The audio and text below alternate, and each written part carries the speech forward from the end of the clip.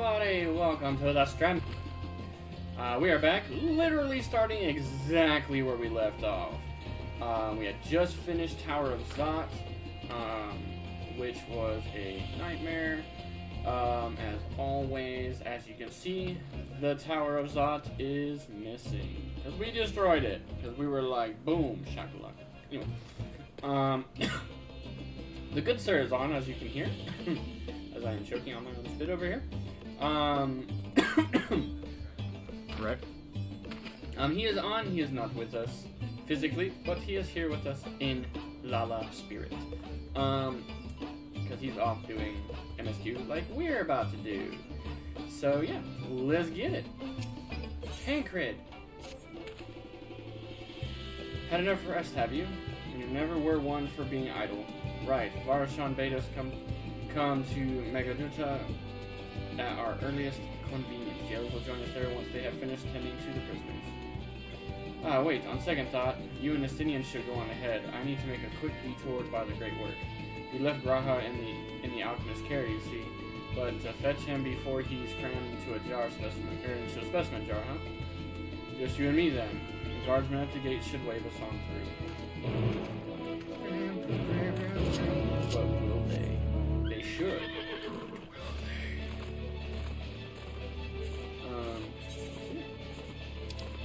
Hopefully everybody's having a fantastic day out there. If not, well, figure it out. Adjust. If healers can adjust their days in dungeons, so can you.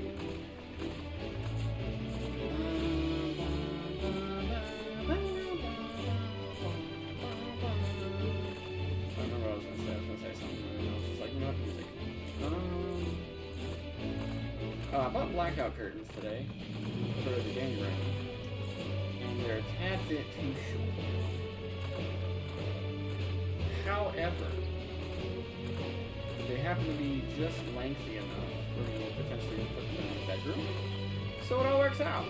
Because now I just gotta go buy the longer ones for the game room, and then just throw these ones in the bedroom. After I measure out how long the curtain rod needs to be. I also need to run Zot more. I require the gear for my lunch.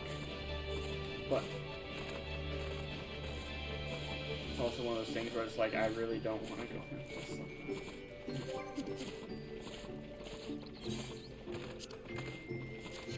It's really not. I just saw you, son of a bitch! You just went inside? I just fucking saw you.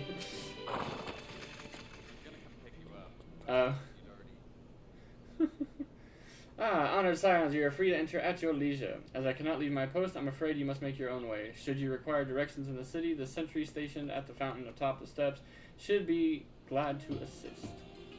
So we get to wander in Razadan now? Oh my goodness. Too bad we still can't do things. Though I have been to Razadan before, this place is a veritable maze.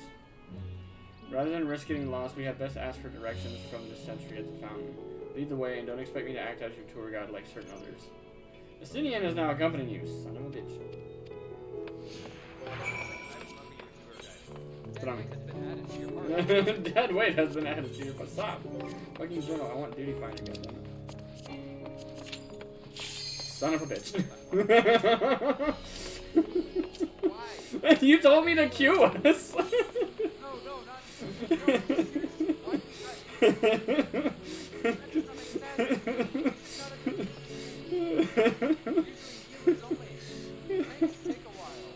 Sometimes.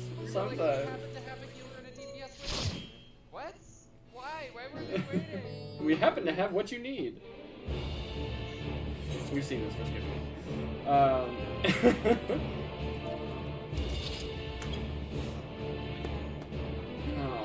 fuck. Son of a bitch. I'm just gonna eat my pizza, okay?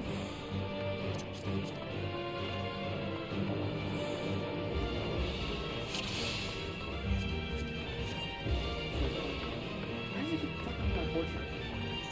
I know. I don't know fucking why.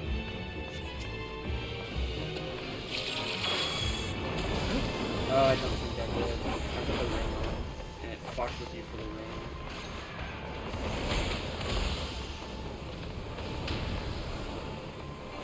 Oh, no, target big boy. Hold on, target big boy. There you go.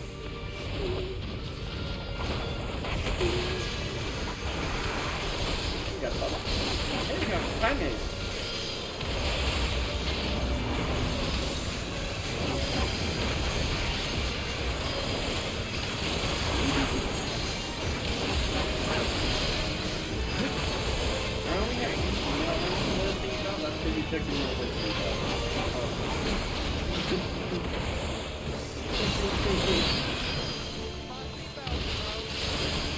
Ultimate is broke. Well, you see, the flat end don't go into the flat end. Fucking son of a bitch! We can't take off because he needs to fucking... he needs to get off before he kills us all by trying to open the door mid-air.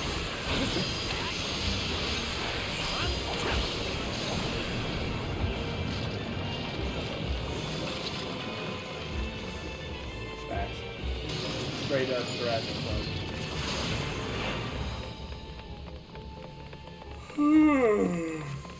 Man.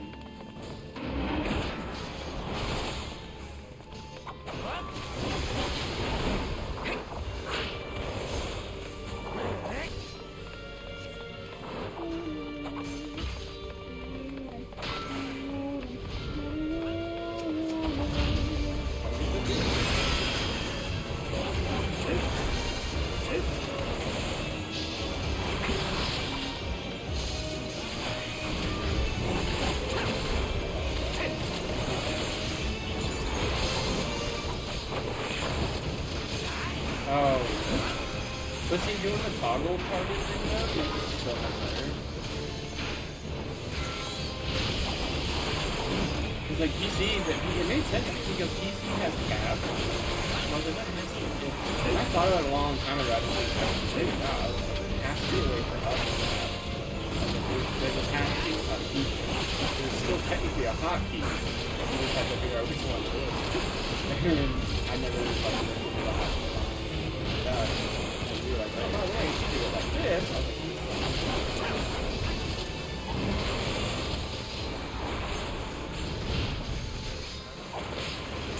did I use this part? Yeah, I was like, literally, I think I was trying to like change hot bars for some reason while holding the trigger, and I was like, what is happening here? Why is my hot bar not changing? And then like, next thing I know, I'm just like, I was like, hi! I knew it was every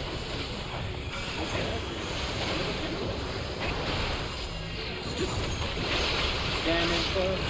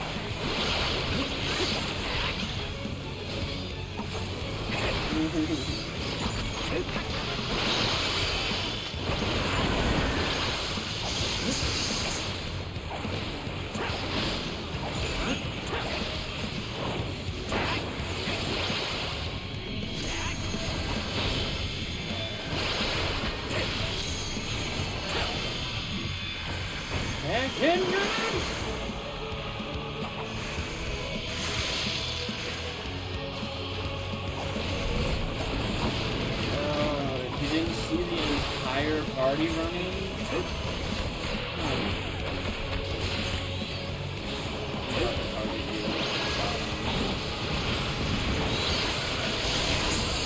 Why did I get electrocuted?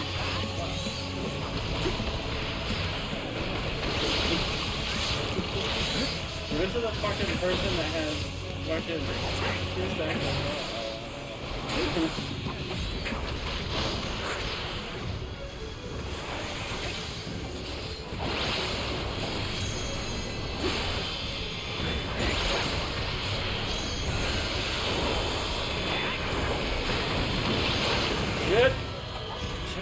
Shit! Shit!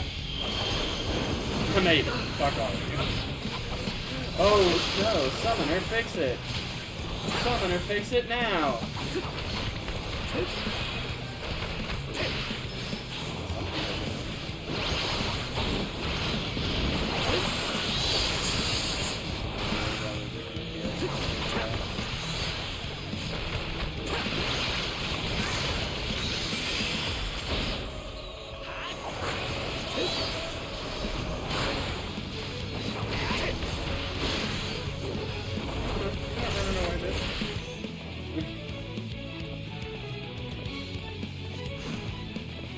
Oh, now he's gonna hard res.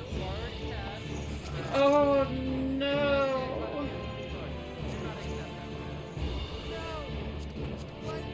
They just said fuck it. They don't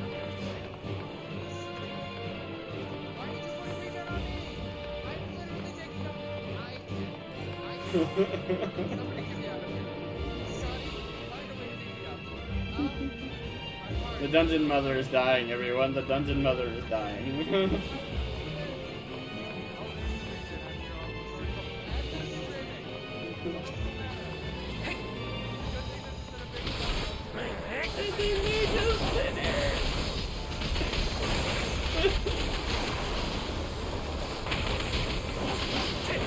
Well, somebody.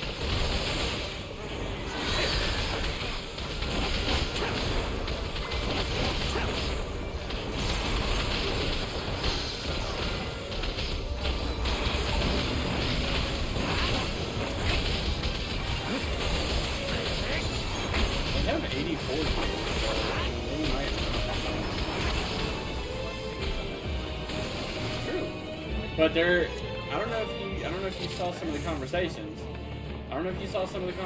There. They are considering removing res from summoners and red maidens because they're saying that the way they're trying to structure the game they're saying that even some of the ultimate is a little on the slow side or on the easy side. We lost him.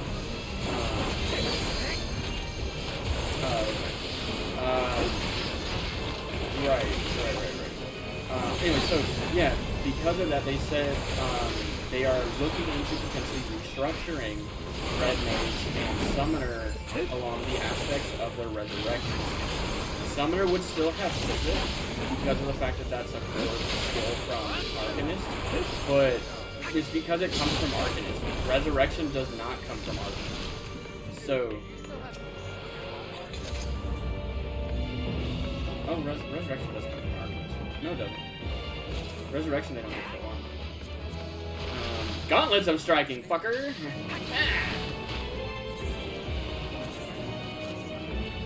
Doesn't come from Arcanist, they don't get it until their 30s. So, because they don't get it till their 30s, it means they basically get it as a summoner / scholar. So, it can be considered a scholar skill, it just bleeds over. But we can double check here, I'm pretty sure it's 30.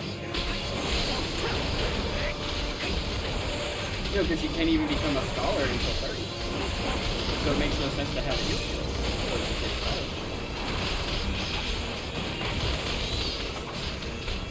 Right, which is why you have this. Oh, you are dead! Oh, there you go. I'm gonna give you damage buff and stuff because...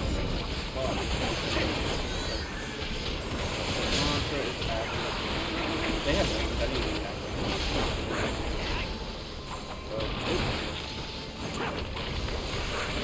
All of a sudden things started dying right as I activated fucking stuff damage buff there. It's kind of a waste.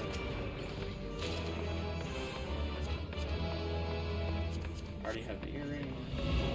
Well, Demi, had you eaten before I went live, I would have let you out before then. But you decided to wait. So now you have to wait till I'm done with the dungeon.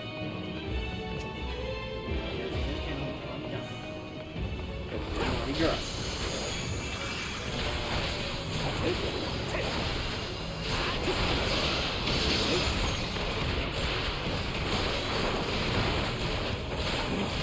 Well, that's the thing. That's what I'm getting at. Is I don't think res comes from Arcus. I think it's after level 30.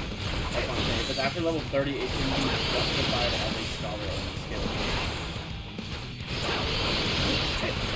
Like I could be wrong, but I'm almost positive.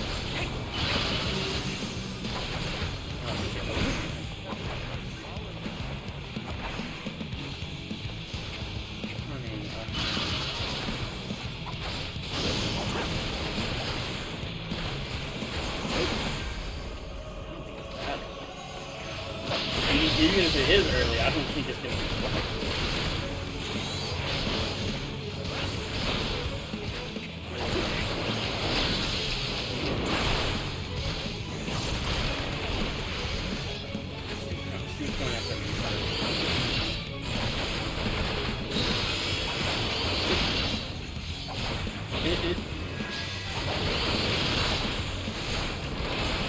Correct.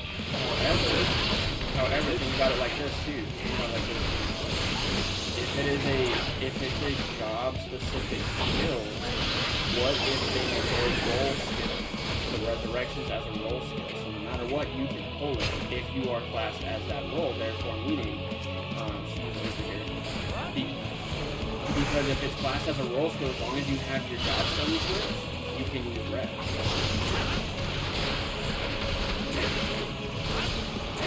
Because like I said, they're planning on restructuring it, so that's how they restructure it. They just take res and structure it as a role skill instead of making it, oh, you learn res at such and such level. They probably will. Oh yeah. Early on it's kind of nice, but like when you're just rolling around by yourself. You know, when I'm talking about like rolling around by yourself, doing like a quest or something, you know, being able to top that when you're that low of a level, it helps. Not bad.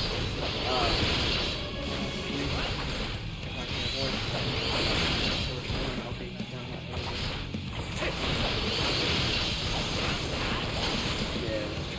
Once they got rid of Tight Nagy, it became right. Which I think, to be honest with you, I think that's how Beastmaster is going to work. I really do feel that's how Beastmaster is.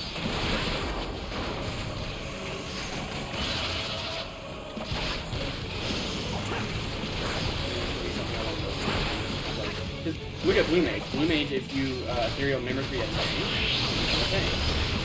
Ethereal healer here, so, you know. So, right, so I think Beastmaster will work how OG Summoner did. Because that would make them, to me anyway, that would make the most sense. Where you can have certain beasts that you can spawn or whatever, have tanking aspects, certain beasts you spawn have healing aspects, and so on and so on. So, obviously, I got the chest. Yeah.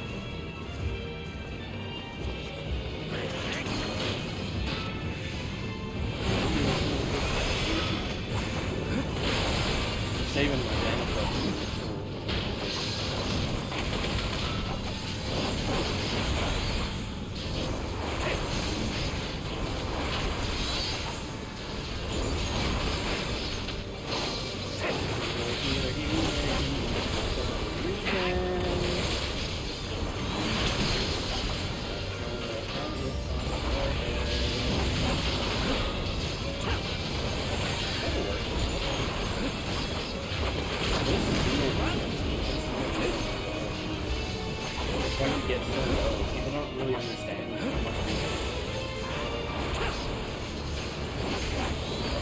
It's minuscule healing, like it's really not very much, right? It adds up, especially if you doubling. Then it's like then it's almost as viable as a cure, you know. Fucking great sword. All I got was gauntlets and bracelets so far. I have neither, which is kind of odd.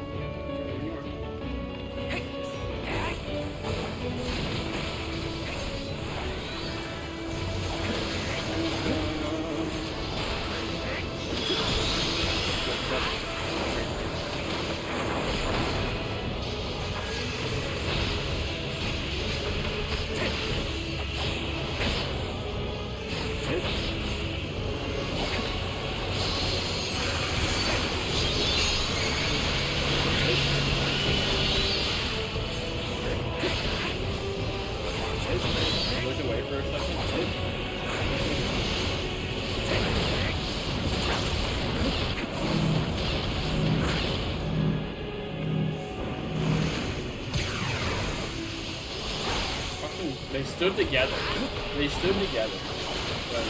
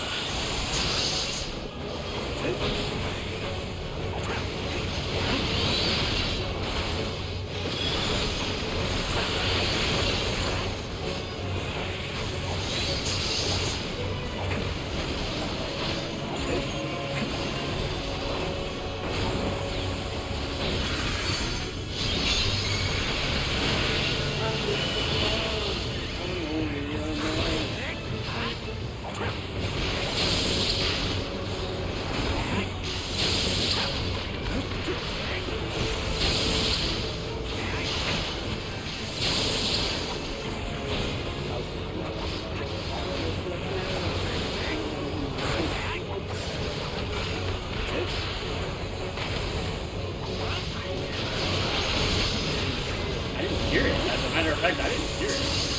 So, my bad, I guess. Sorry. It wasn't intentional. Kind of, yeah.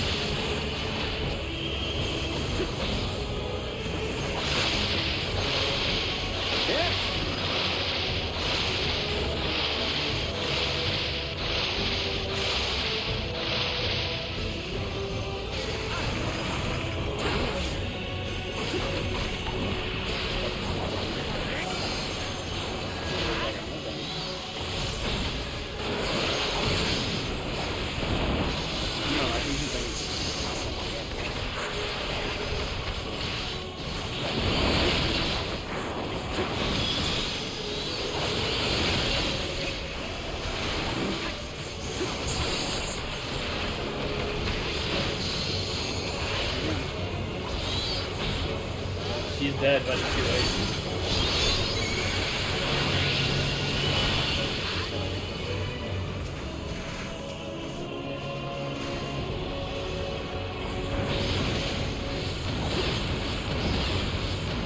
I know. Oh, I got stuck.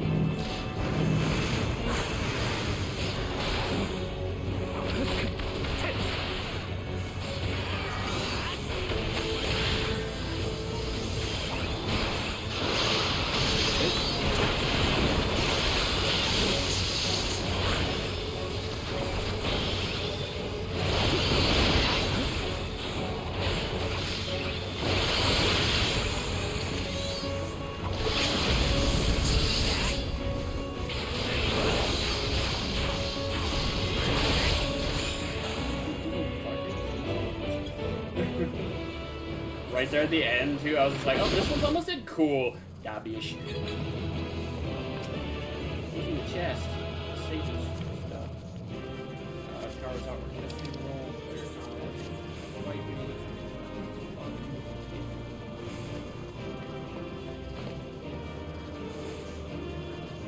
beams. She tried. I'll give her that. She tried. I got a pick on. You also left like immediately. What did I get? Let's see. I got choker of slaying. I thought you had the choker of slaying. Did I not get it early? Oh no, I got bracelets, not choker. So I got more jewelry. So I have all the jewelry now, I believe. Yeah, because I already got the earrings the first time through. So I have all the jewelry. I got the gauntlets that time, and then I had the pants from our first run.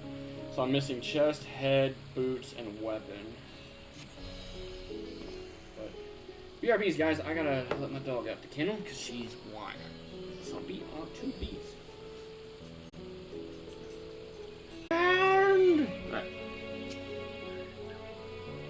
And Master PK Thunder, I presume. I understand you are here for an audience with the satrap. If you require directions to Megadunta, I should be glad to provide them. The satrap's residence is situated in Dharma, the highest part of Razatan. To get there, I would ordinarily recommend the route that takes you by the bazaars in the city's north. Due to the state of alert, however, most businesses are currently closed, and the 8th right is disabled. As such, I will provide you with an alternate path. First, please ascend the steps next to this fountain, then continue left. There will be more steps, and upon ascending them, you will emerge on Pax's path. Proceed through the large door on the right, and you will arrive at Ruvida. Ruvida Fibers. Within, you will find another sentry who will give you further guidance. In other words, we head up. Sounds straightforward enough. We're gonna touch this crystal right here because it's right here. Ooh, you got the coat? Nice.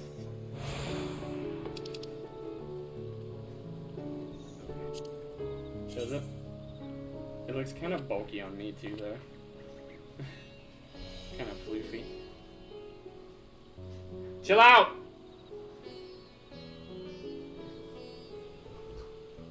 They're like running around like madmen.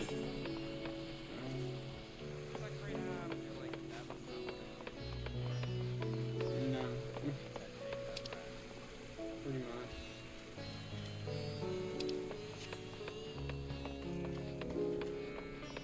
I'm just gonna worry about the 8th rights later.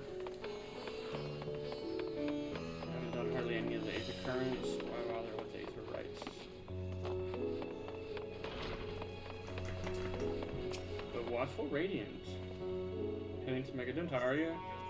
In that case, please follow this hallway to my right and go through the door off the top of the stairs. You'll remember the entrance to the airship landing.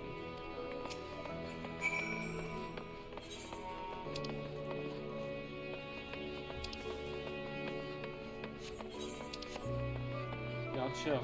Lay down. There's a crystal right here. I might as well touch this one.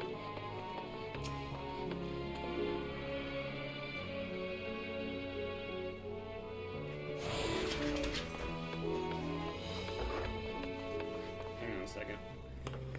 Ugh. Gotta go yell at the children.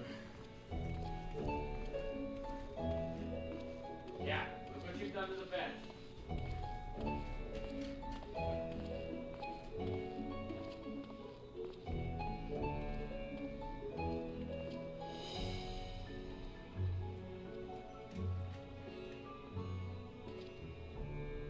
Shut up.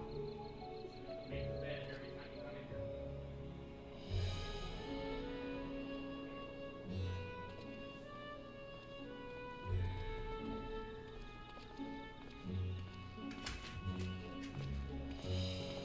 Relax.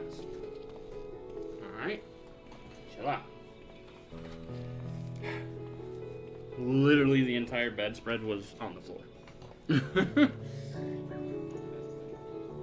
Facts. Are you heading from the airship landing? Blah, blah, blah, blah.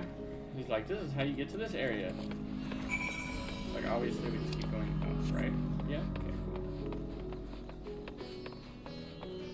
What the hell? That makes me curious. Hold on. Slight detour. Ain't no fucking way. Hold on.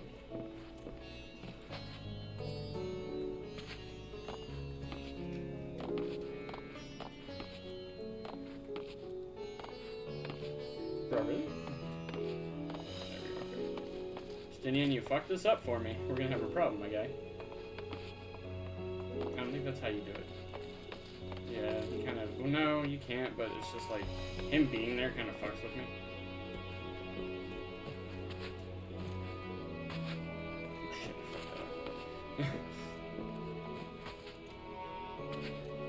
fuck. Fuck. It's like I did it once. I got up here once.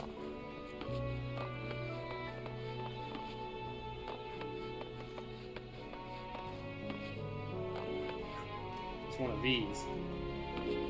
No! I overshot it! Get wrecked. Try one more time. Move on. No, I don't want to go to Old Charlian right now. I should have, but it kind of popped up in my face as I was trying to jump.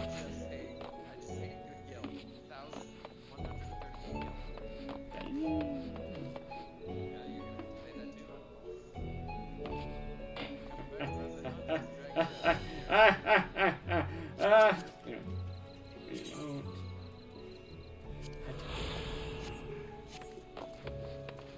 Moving on. We sprint! All the way over here because of the crystal.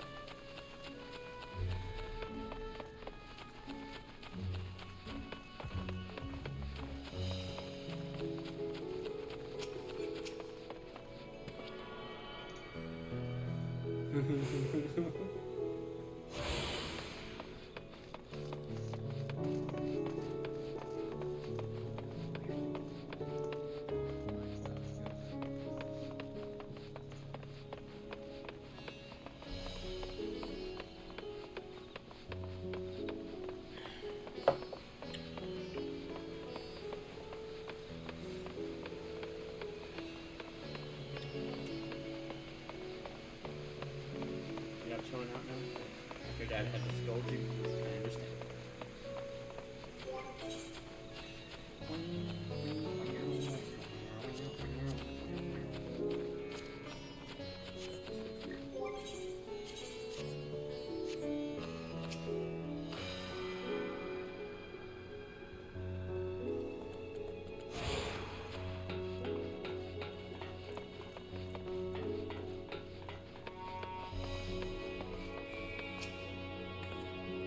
Greetings and welcome to Megaduta. May I inquire after your business? We are members of the Signs of the Seventh Dawn, come at the invitation of His Excellency. Oh, of course. We have been expecting you. I will show you into his audience chamber if you please follow me.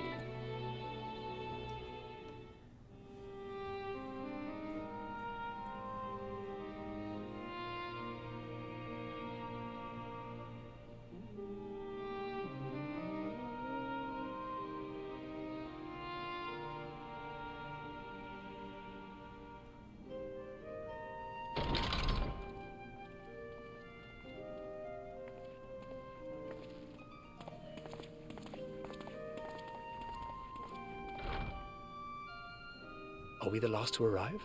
I hope we've not kept you waiting. Not at all. Your comrade is feeling better, I trust.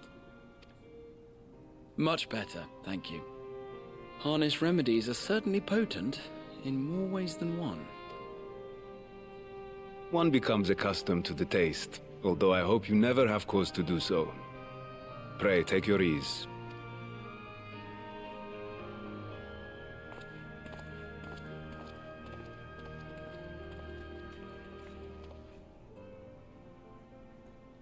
Full glad I am to see you all unharmed.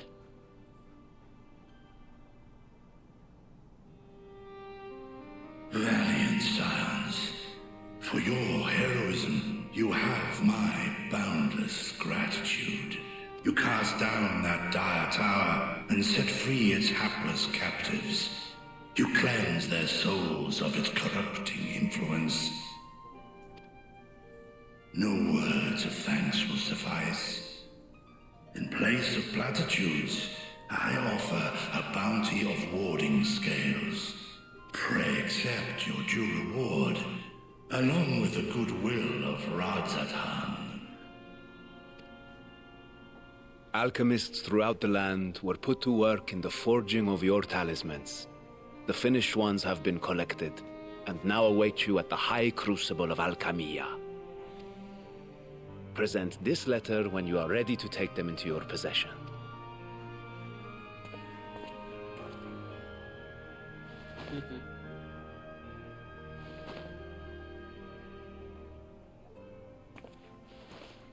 We are humbled by your generosity.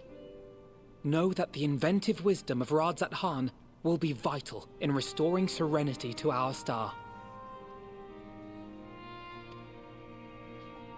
Every single one of those scales came from you, didn't they? You must still be in such pain.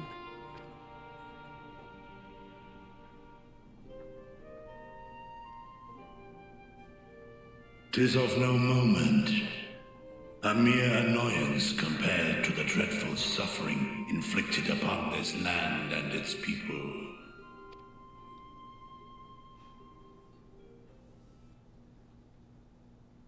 Albeit brief, my involvement in the Dragonsong War afforded me a glimpse of the myriad sorrows which consumed both dragon and man. Though you were half a world away, such tragedies as befell your kin must have affected you deeply. And yet, you chose to live among men.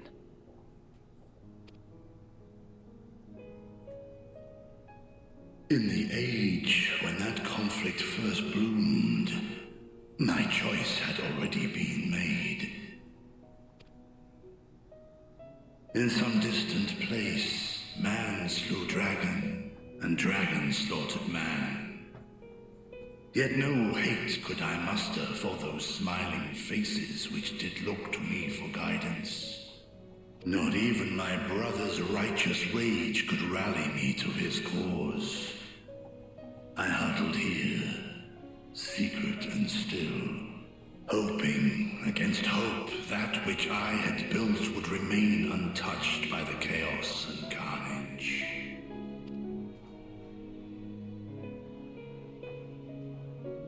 'Twould seem we share the same desire for peace, great Vritra. To that end, I wonder if we might trouble you with another question.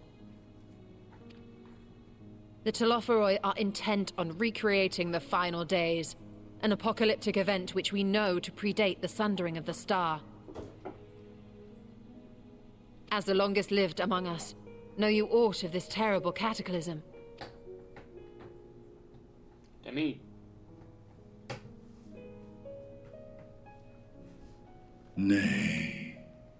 When war and strife drove my sire from his home, he crossed the great expanse with only our unhatched eggs as company.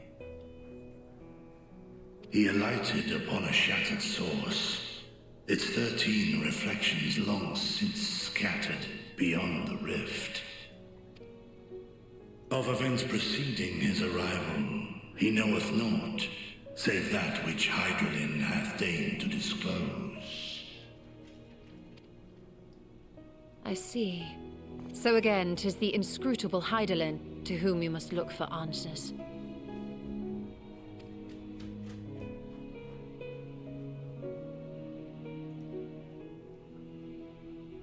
Seek you to divine the will of this star? If so, I have a tale which may afford you some small comfort. Maybe. 'Tis a story from my youth, many, many years ago. To my sire, I once posed the question, of all the stars in the sky, why didst thou settle upon this one? To which Midgardsummer did reply, 'twas the last bastion of hope. He believed so long as Hydralin endured, so too might dragonkind. Solemn and portentous were his words. What deeper meaning they held, I could not, dared not pursue.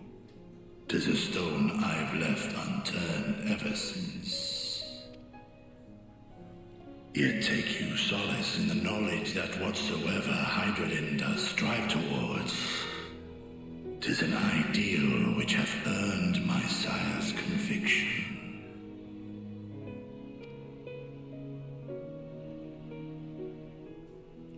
Thank you, Vritra. You've given us warm reassurance in a world gripped by cold uncertainty.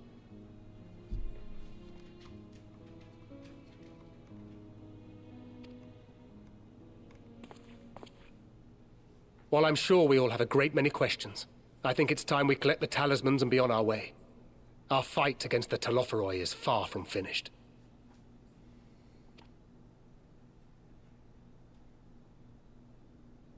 We must take our leave, but please do inform us if we can provide any further assistance.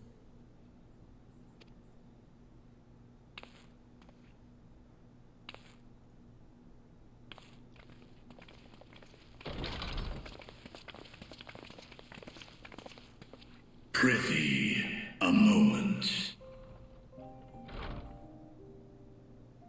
There is one whom my sire hath judged worthy of honor and respect. The one known to men as Eorzea's champion. this hero of renown and rumor, 'tis thee.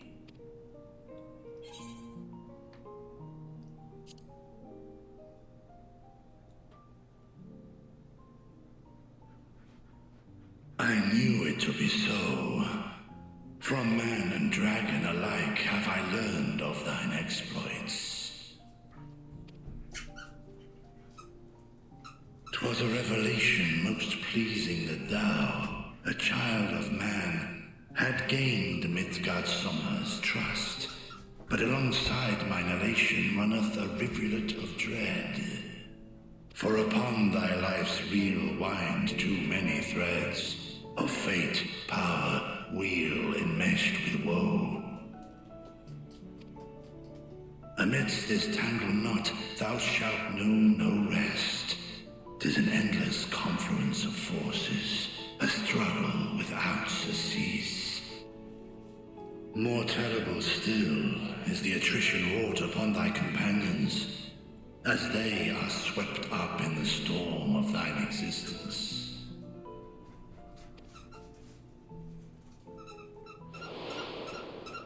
Damn it.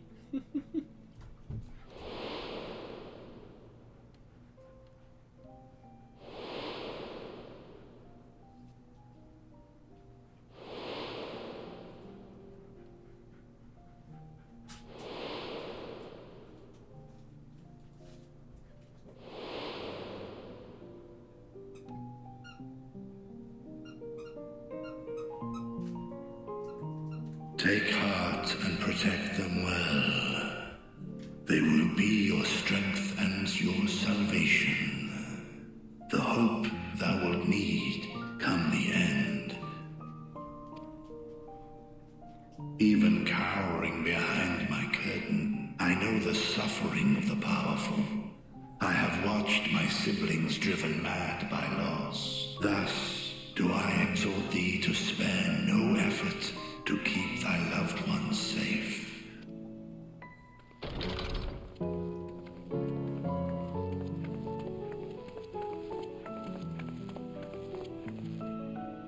Apologies. We hadn't meant to interrupt.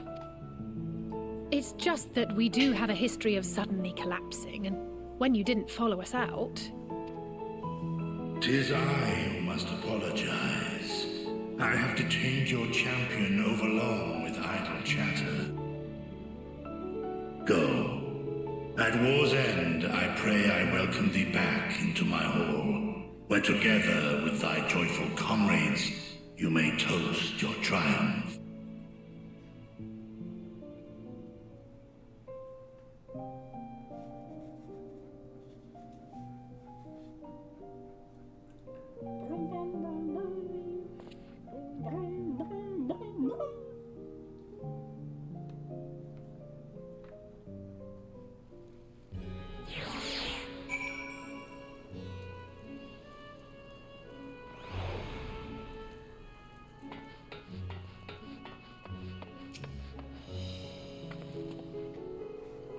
So what were you and Vitra talking about? Nothing? Very well, if you say so. You guys have gone ahead to the High Crucible. Let's catch up to them.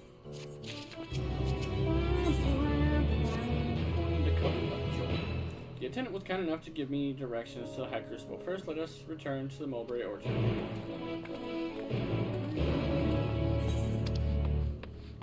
I go where I wish.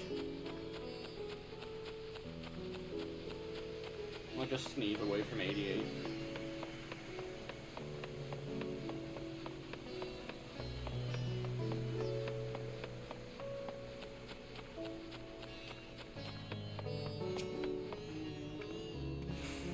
From here we're supposed to follow the path left past the mulberries.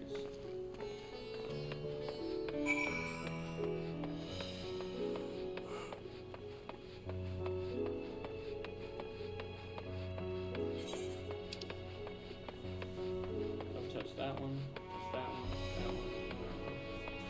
That's 1, 2, 3.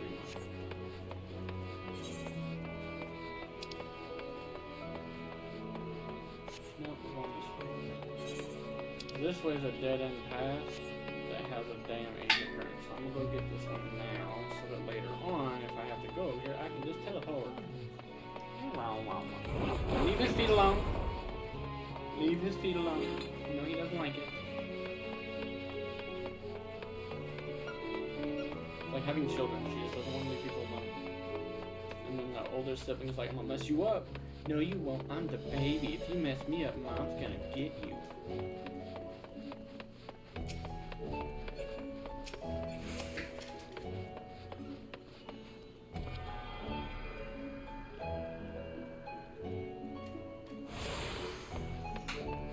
The what?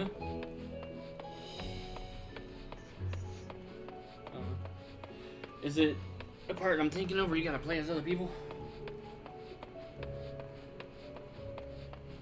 Is it that part? Yeah, where you gotta play as Thancred. I meant, like, you know.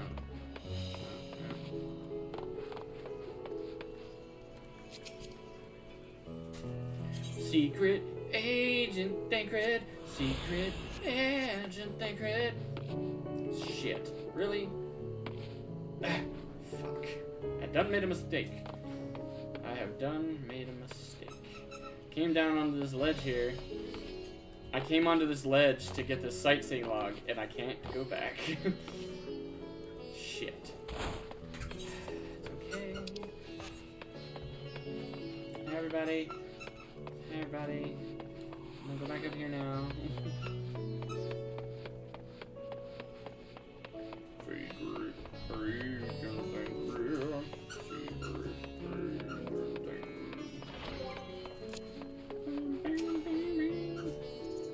Where the street turns, the door straight ahead should descend the steps.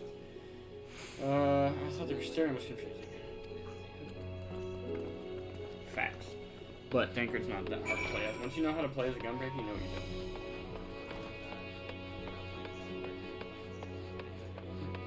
do. Exactly. So if you know how to play as a ninja and a gunbreaker and somebody with plot armor, you'll be alright.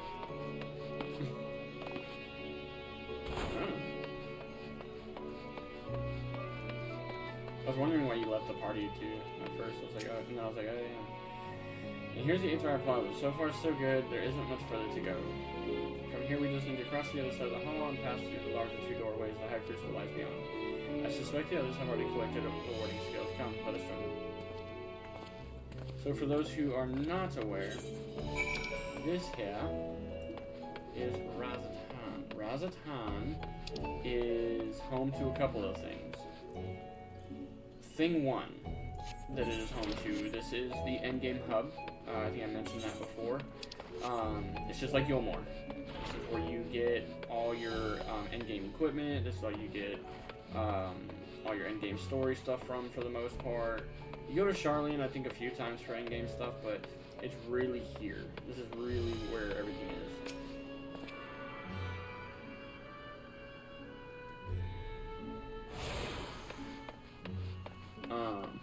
That being said, just like Yulmore, the crystal is locked. It is story locked. You can't do anything with it, which is kind of meh. Yeah, I mean, I get it. They don't want you to come here all the time. Because like right up this way, I don't even think I can talk to them. But if I come right up this way, yeah, I can't even talk to them. But that's the people you trade your tomes to get tome gear. We don't have access to the tomes right now. Obviously, I mean, I only have 254 poetics, but according to the message on the base, the 8th right has been temporarily disabled.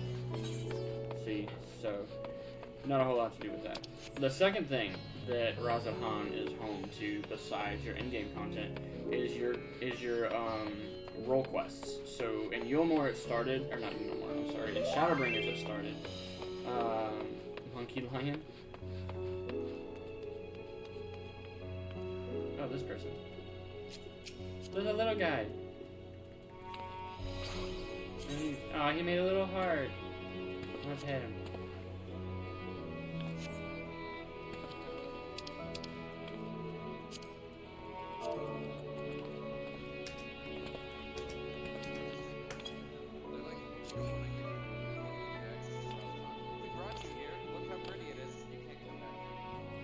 Battle ready. He wants battle rest?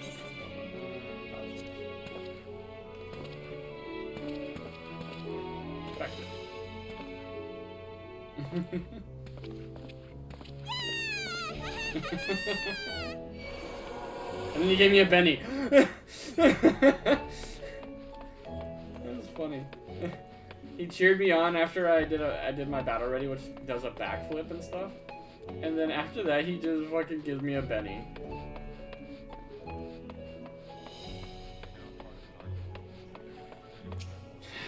Fucking apparently. Chasing me around. I'm like, the little people run! Yeah, so anyway, it started in Shadowbringers with the role quests. Instead of having job-specific quests, you have role quests. In Endwalker, in Shadowbringers, is this guy have a Nath? Dude, this guy's totally have a Nath, look.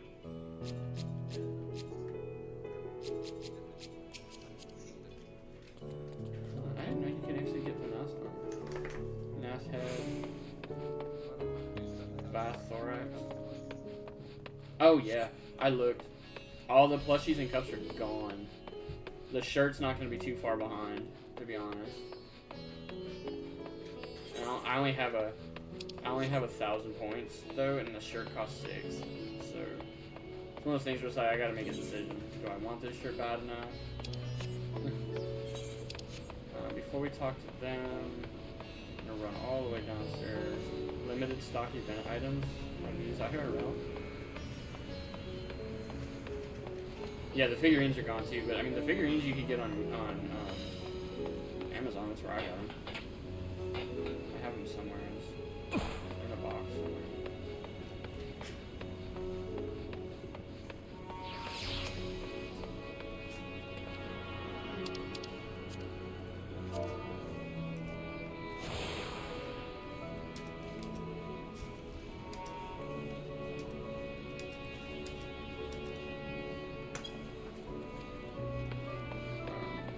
Pretty sure you can go to the Square Enix store though, and you'll probably find like some of the plushies, like the Major General and stuff like that. But I don't know, because I know that that's not like a Mountain Dew event. Major General was around before fucking Mountain Dew. The Mountain Dew event anyway, not the Mountain Dew brand. But it is what it is.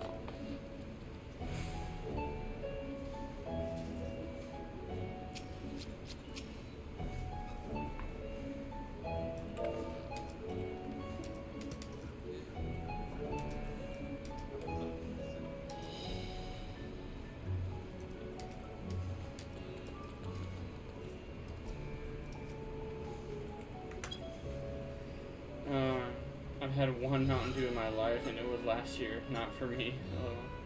We're last, of course, but at least we found a place. But they did add a tote bag for 9K. Yeah. It's giving me the Endwalker music. These are the talismans we were promised. Yes, and I made a quick count. There are far more than we could have hoped for. Enough to outfit an entire company of soldiers, in fact. Considering the involved process, that they were able to manufacture so many in such a short span of time is nothing short of a miracle.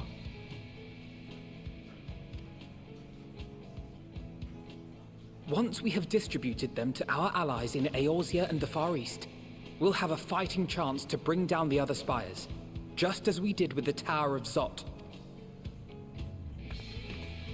Or we could use them to invade Garlemald proper, and strike directly at the Telophoroid's base of operations.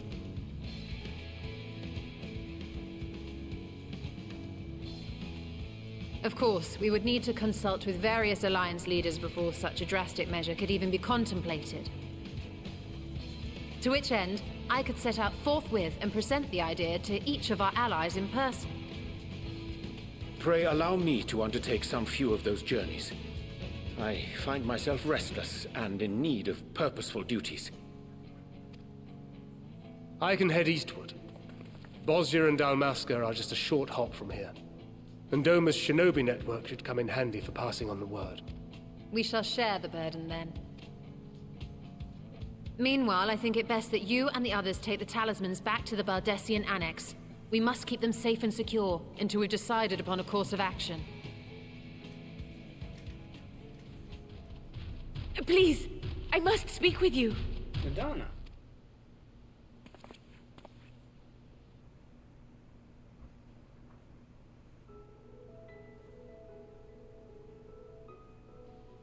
Nidana, you're awake. Yes. When I spoke with the carer at my bedside, she told me that one of the scions, a young woman, had cleansed me of the tower's corruption. It seems I've been asleep ever since the treatment. But when I awoke and learned you were all still here, I knew I had to come. Demi. Leave him alone. You need to relax, baby.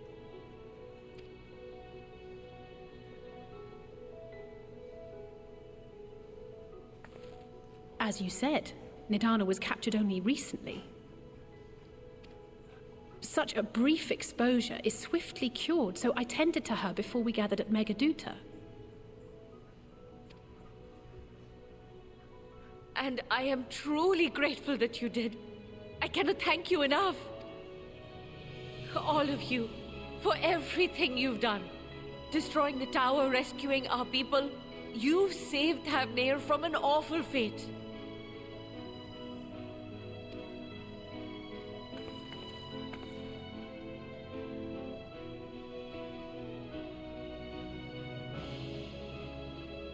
Yet who hath truly saved whom?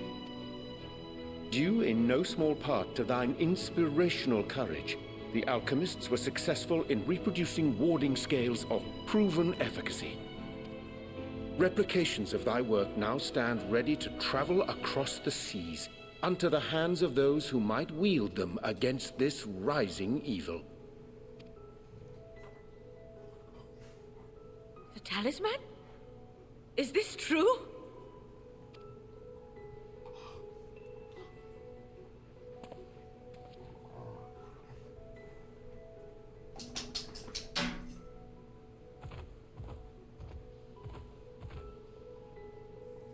Oh, I was so groggy from sleep. I didn't even think to ask. Oh, our great work sent across the seas. It was worth it. Oh, it was all worth it.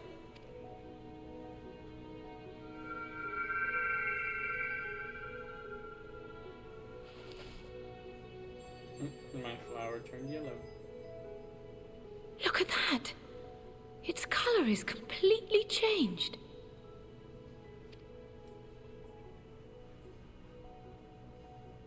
What do you have there?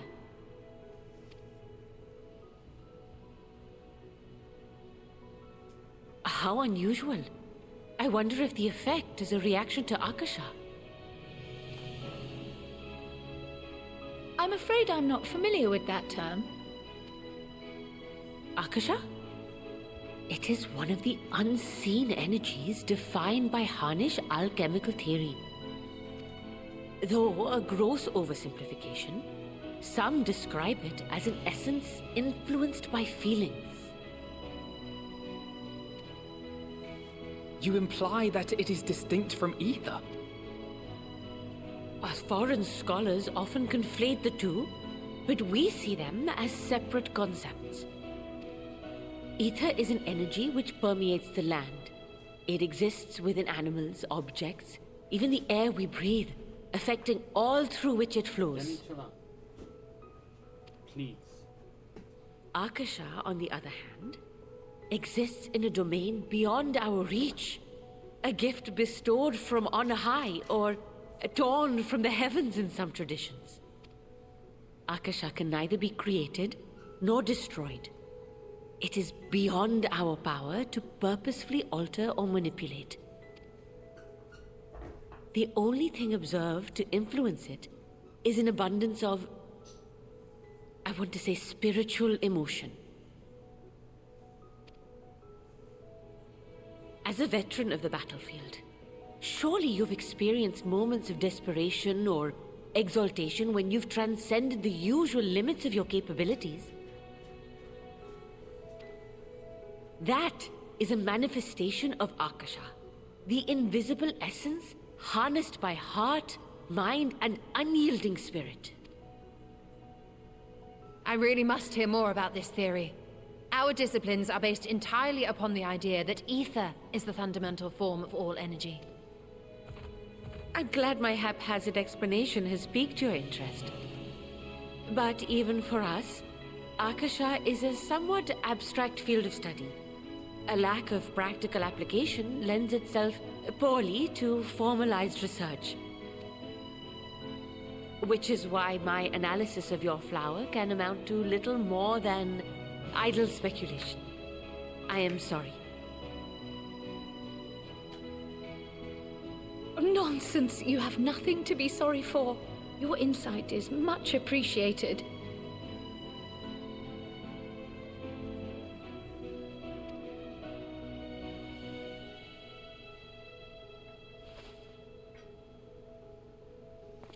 Shall we depart for Sharlayan then? I will see to it that the talismans arrive at the Annex. And we will be in touch once our talks are concluded. I suggest you rest while you can. From here... Oops. My bad. My fucking finger like hit the touchpad and it counted it as me tapping, so it just cleared that conversation. Oh well. It was just us saying bye anyway, so... Oh, we don't need to hear that. Such a sob story.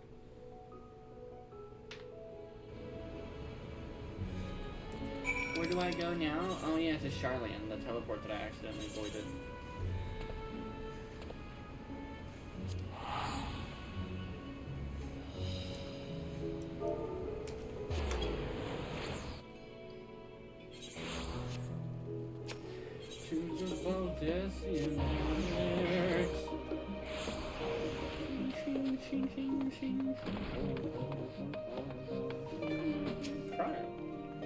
It's good to be back, and with the fruits of our labors safely in storage. For now, we have but to wait for the others to return from their respective meetings with the Alliance leaders. As Thancred suggested, you should get some rest in the meantime. Welcome back, Peaky Thunder. Crowds are praising of your recent accomplishments. What an amazing feat to eliminate a tower and pave the way to deal with the rest. Well, it isn't much. I've changed your sheets and plumped your pillow. After all, there's nothing like collapsing in a nice, clean bed after completing a major milestone. Or major milestone, sorry. But be it penning a thesis or defeating a defeating deiform entities.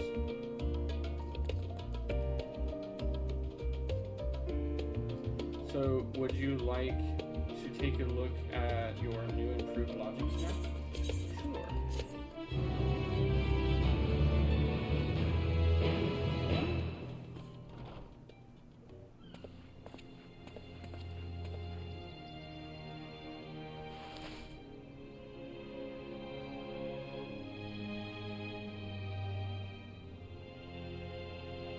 The flower has turned back to white.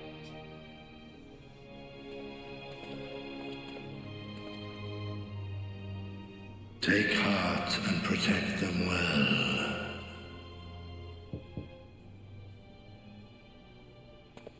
I'm trying to rest and you're knocking on my door? I should falcon punch you through it. They all showed up with food. Good, you're here. You haven't eaten yet, have you? We've bought quite a spread if you're interested. Only the finest dining from the last stand. Just barge into my room with food? Alright. I will let it pass. Only because you brought food. If you were just barging in for idle chatter, I'd kick you all out. A cheeseburger.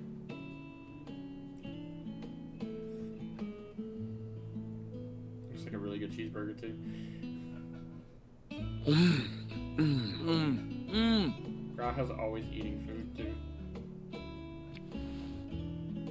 She doesn't like pickles.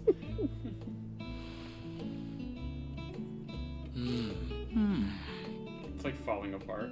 Like good burgers do. If they're not falling apart as you're eating them, it's not a good Lest burger. you wonder, we invited Estinian as well. But he refused with a rather grim-faced, "No, thank you."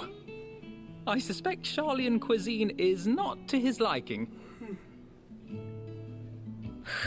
Oh, I don't know about that. Perhaps our lone wolf just needed some time apart. What? To perfect his brooding stare? At least they can't stand him. Next time, I'll drag him out by the ear, sit him down in front of a Charlian feast, and see that he eats every last bite. An excellent idea. Of all people, warriors must take proper meals and rest if they are to maintain a healthy constitution.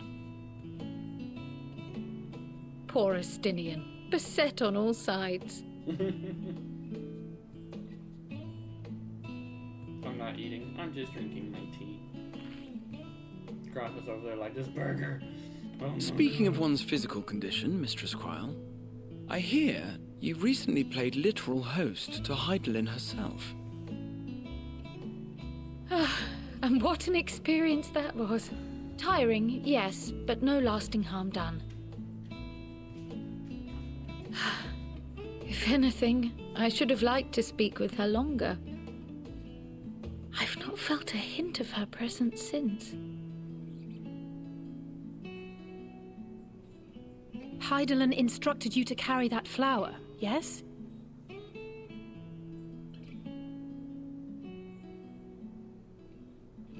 'Twill be your guide, test and proof of your conviction. And then something about seeking joy in darkness, was it?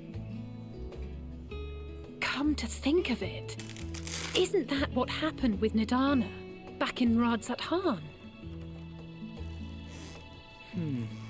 The flower did seem to radiate a joyful glow, as if reflecting the elation we all felt. The relief of a people with renewed hope. Indeed. And in turn, I felt buoyed by that radiance. 'Twas akin to spotting a beacon, and knowing we were on the right path.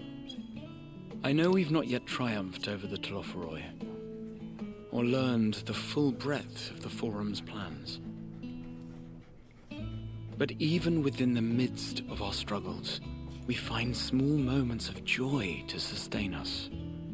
Rare and hard-won, perhaps, but it is this pursuit of happiness that gives us the strength to carry on day after day.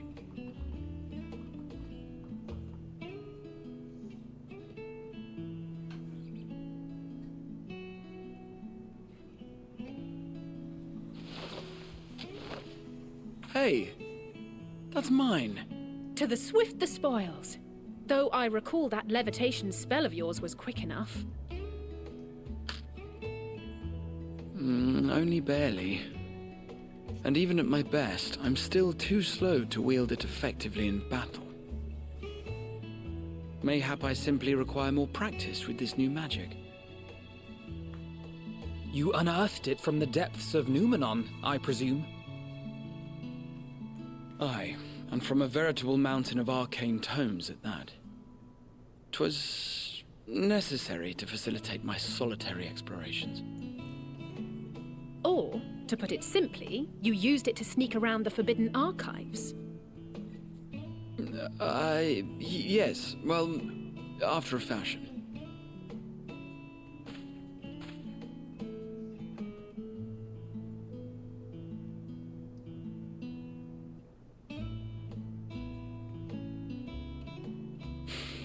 They're tall, you see. The shelves, they're too tall for me. And I could hardly move the library's platforms without attracting attention now, could I? Oh! He's too short, so he crafted a levitation spell so he could reach the shelves.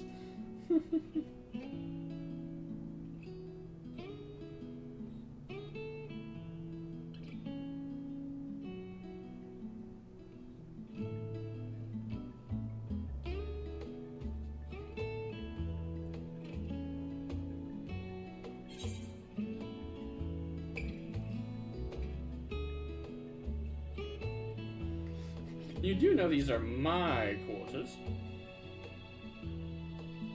Why else did you think we were here? Surrender to thy fate, O champion.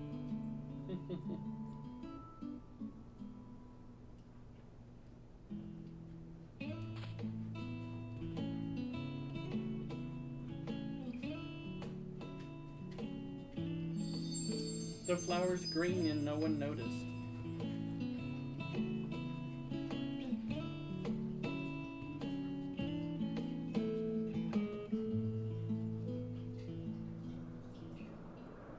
Oh, there's Xenos.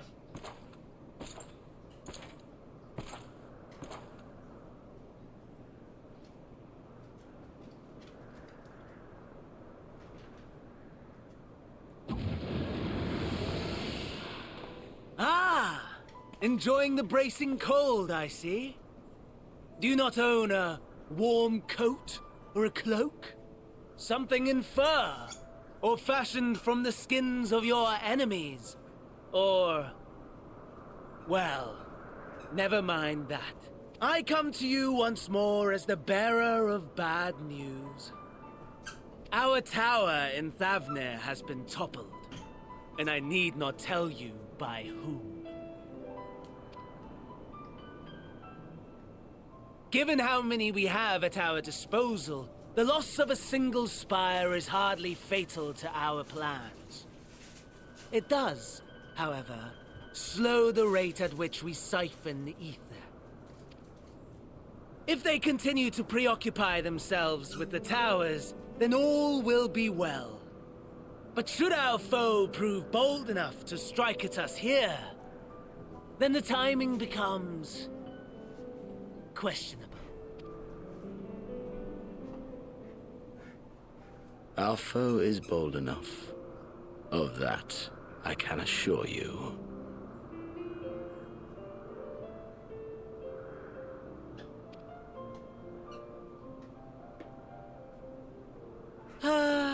Yes, very well then. I suppose I must prepare a proper welcome, honestly. Talk of your nemesis is the only thing you seem to enjoy. Does nothing else spark your interest? No. All else is... equal. Equally tedious. Equally disappointing.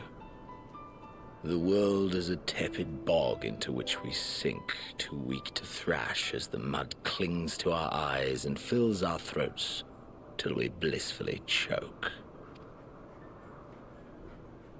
But then came the light, blinding and pure and hot, so very hot, enough to set my soul aflame. I basked in the afterglow until the void yawned once more.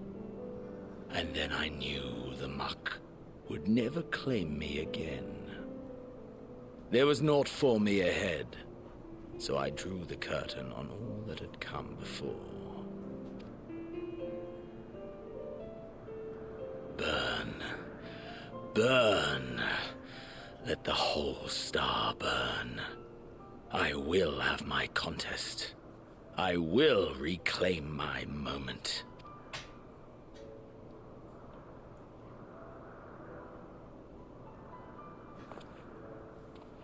How wonderful that the emptiness of death has not dissuaded you from committing your life to its pursuit once more.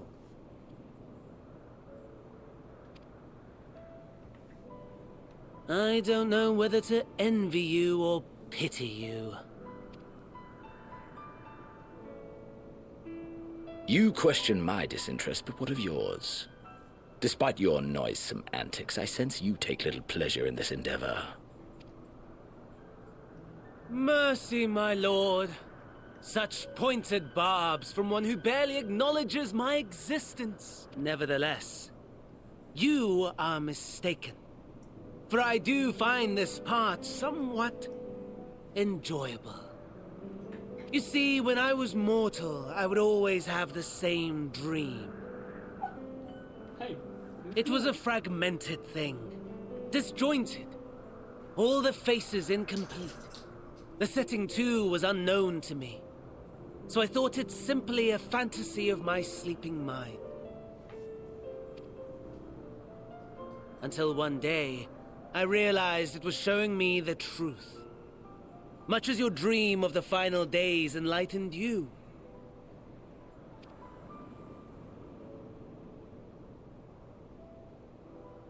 And soon, very soon, the rest of the world will see the truth of my dream, too.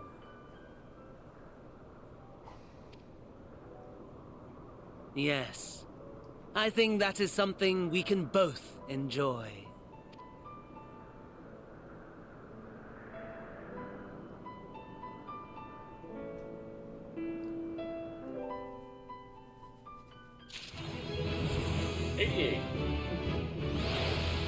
Enhanced Brotherhood.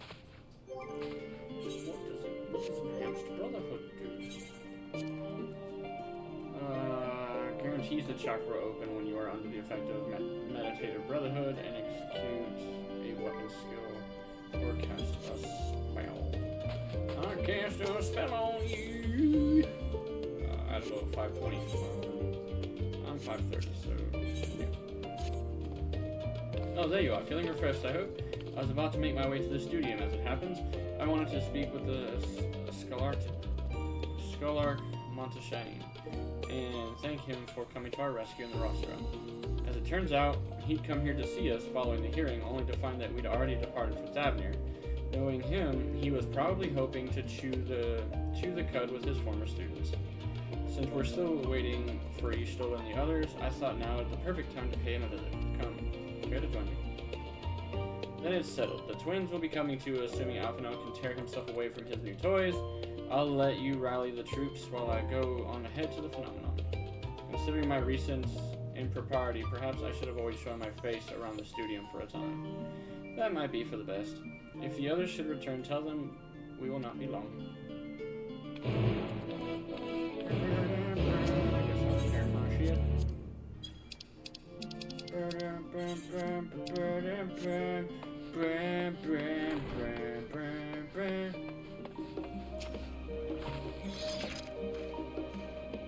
Heading out for a stroll.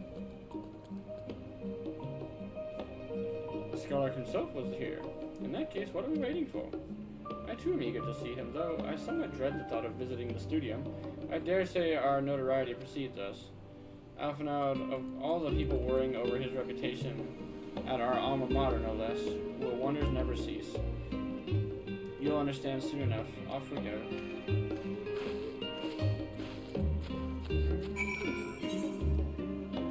Guess what? I can teleport to the studio. I ain't walking. We're not made for walking. They were made for taking names, kicking asses. And I'm not supposed to go inside him, so we're going to cry. Cryo.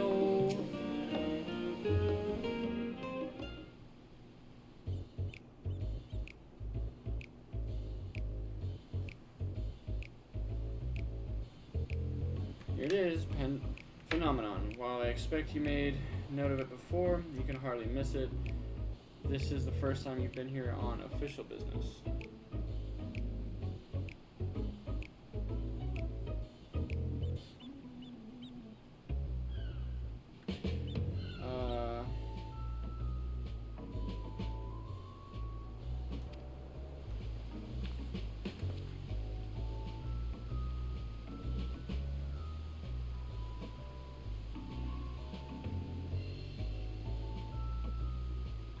While most of the space is taken up by the expansive auditoriums, it also houses numerous laboratories, testing grounds, and experimental magics, and a host of administrative offices and so forth.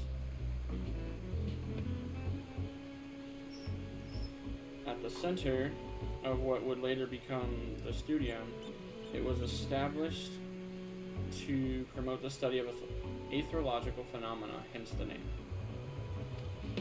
Though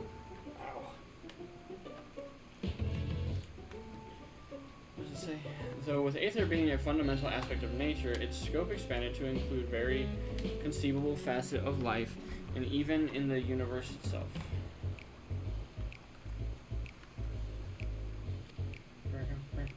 And then, in the 432nd year of the 6th Astral Era, Phenomenon was decreed complete and the studium officially opened as a place of learning.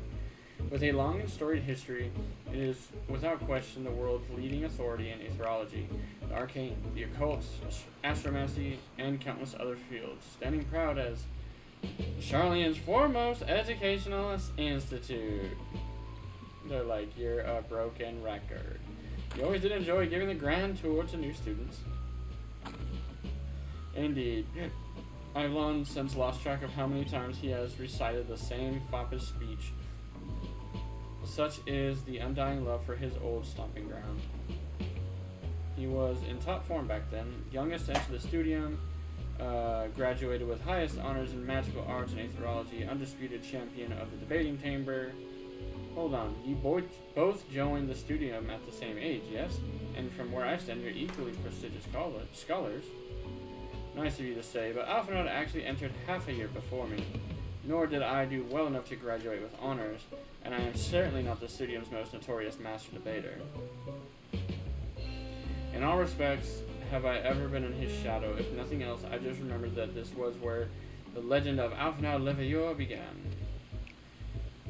We should expect everyone to be fully aware of our recent escapades. Hopefully we'll be somewhat more welcome here than we were at the last stand. I know better than anyone that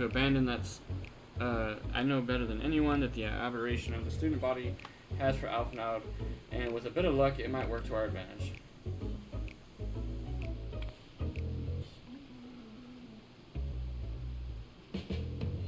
Well, there's no time like the present. First things first, let's look for Scholark Montaigne. Other faculty tend to frequent their offices, but unfortunately for us, he's fond of wandering wheresoever his whims take him. Let's split up and ask the students if they've seen him.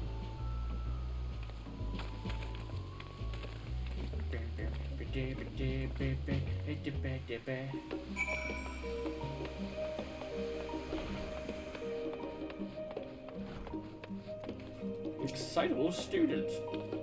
That was Alphinaud Leveilleur, wasn't it? The Alphinaud Leveilleur?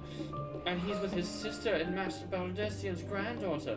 This can only mean one thing. An event of epic, shattering proportions is fast approaching. Spread the word! Oh, sorry, you said you were looking for the scholar, yes? Knowing him, he could be anywhere, but Miss Aleppo should have a better idea. And what is this pest? Over yonder? Okay.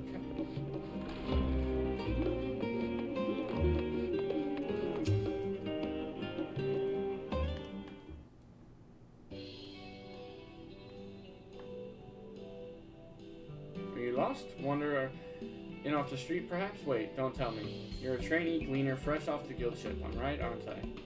Oh, how silly of me. An orientation is ordered. Allow me to bid you a warm welcome to Searcher's Meet. Let me start with a question. What is the most important thing you'll find in the studio? That's right, books. And what's the second most important thing? Why, that's simple. Everything else. And that's what we deal with here at Searcher's Meet. Whenever the students or tutors find themselves in need of equipment or materials, they come to us. If we don't have it in our stores, we send the gleaners off to find it. Honestly, you wouldn't believe some of the requests we get. Eye of Pythia this, tongue of Gigantitoad that, is enough to make your hair stand on end, which is possibly what some of our students are trying to accomplish, this being a school of magic and all. As our newest gleaner, you have your work cut out for you, but I think you'll find it quite rewarding. The only thing I'm interested in gleaning is information on the scholar's whereabouts.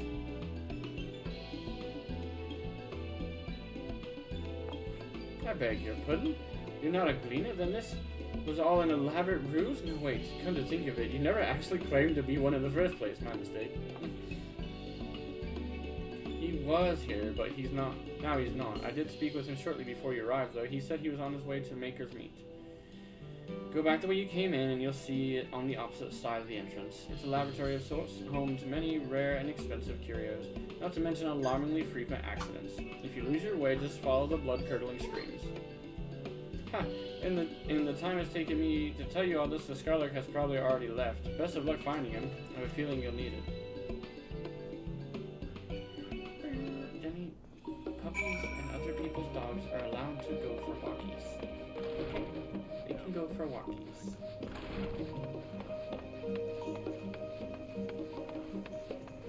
And she must ride. I ride. At dawn. Dawn's too early. I don't care. Yes, the scholar was here a short while ago. He offered me advice on my current research project. Though we spoke at length, I don't recall him mentioning where he was planning to go next. When we parted ways, he went down the corridor, perhaps to one of the auditoriums. I'm playing hide and seek with this guy. Listen here, mate. I'll fuck you up in a second. You don't come out from whatever you're fucking hiding, or I will shove my fist so far up your arse. Hey, look, there's a saint sitting on right next to where he is.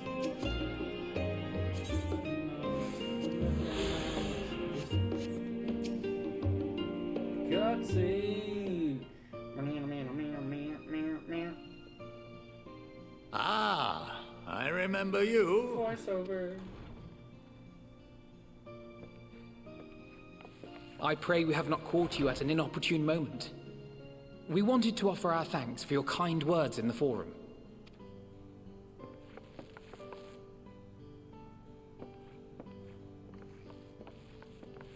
Well, I could hardly let that Inquisition go unchallenged.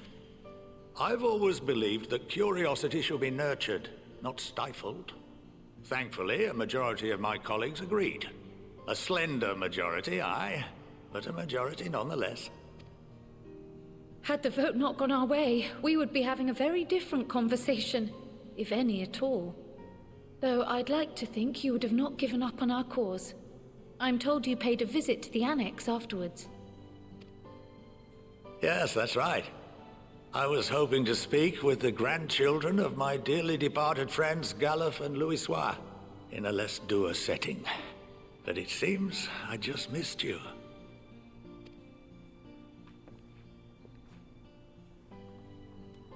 I still can't believe how much you've grown. If only your grandsires could have seen the way you presented yourselves to the Forum. Why, it fair brought a tear to my own eye. You must have the patience of a saint, putting up with this lot and their antics. Never mind Matoya's prize student. Luckily, I know a thing or two about managing unruly younglings. If you ever need advice, don't hesitate to ask.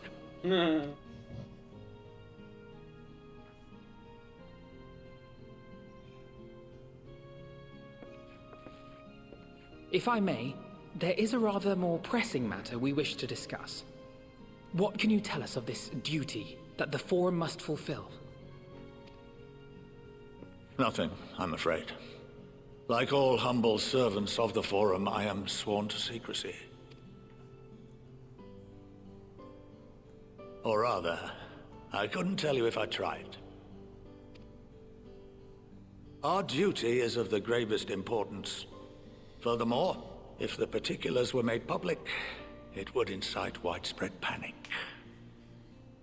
As such, those entrusted with this duty have been bound by an enchantment, which prevents us from speaking of such matters without the express permission of the Forum. How is that even possible?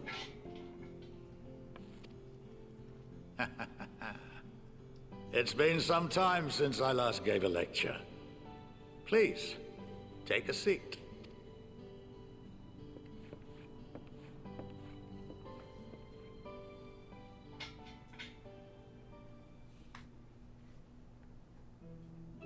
I didn't sign up for this game to go to school.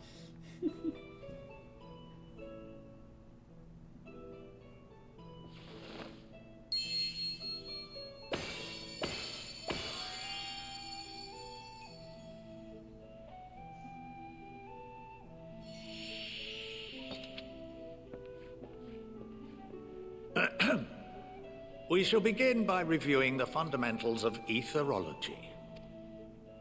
The ether, which imbues us with life, can be categorized into three forms.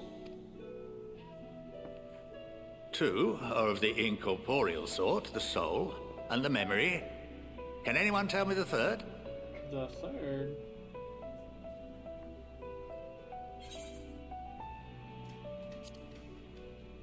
corporeal ether? Yes, very good. This is the form with which the layman is most familiar. Consumed by even the simplest of daily activities, and replenished by the food and drink that sustain us, this form of ether is in constant flux. In contrast, the ether that comprises the soul is rarely subject to dramatic change. The same can be said for memory, as the two are intrinsically linked.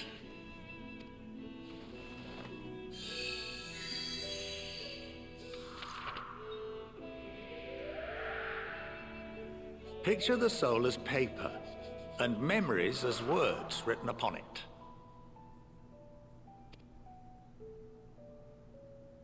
Now, what would happen if that paper was doused with ink?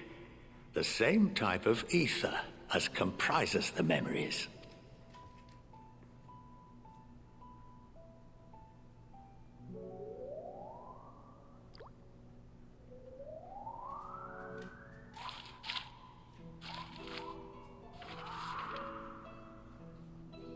It would blot out everything that was written.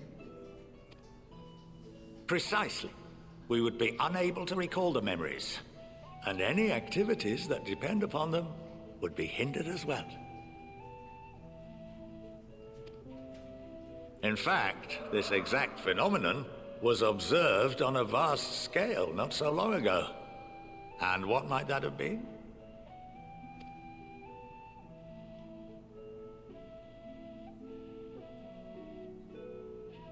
The seventh Umbral Calamity. The people of Eorzea vividly recall Bahamut breaking free of the Lesser Moon and raining hellfire down upon the realm.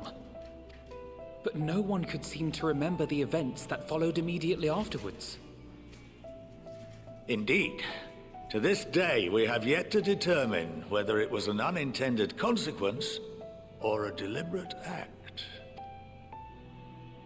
The enchantment which binds me and the rest of the Forum is based on a similar principle. And yes, it is a contravention of the Sharlayan prohibition against the practice of memory manipulation. Only when a new member is inducted and told of our great duty are they subjected to the process. A necessary evil. You have my word that it would never be used to manipulate the populace. I should hope not. But can this enchantment be dispelled and your memories restored? If 9/10 of our members give their approval, then the process may be reversed. Then, and only then, would we be able to speak freely to others of our sacred duty. Barring that, we must wait until we return to the ethereal sea.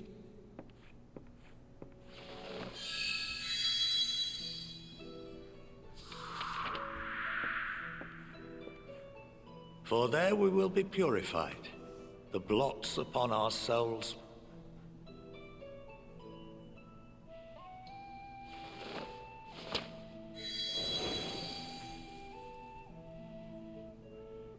And our memories drift apart and dissolve. Rather defeating the purpose, I suppose.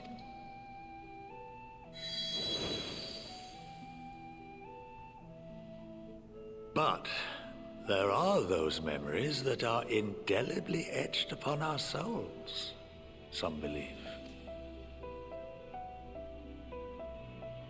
What happens after that? We are reduced to pure ether, coalesce with that of others, and create souls anew. Alternative schools of thought assert souls remain whole and return to the corporeal world, reborn into another form. Both theories have their proponents. Personally, I consider each equally probable.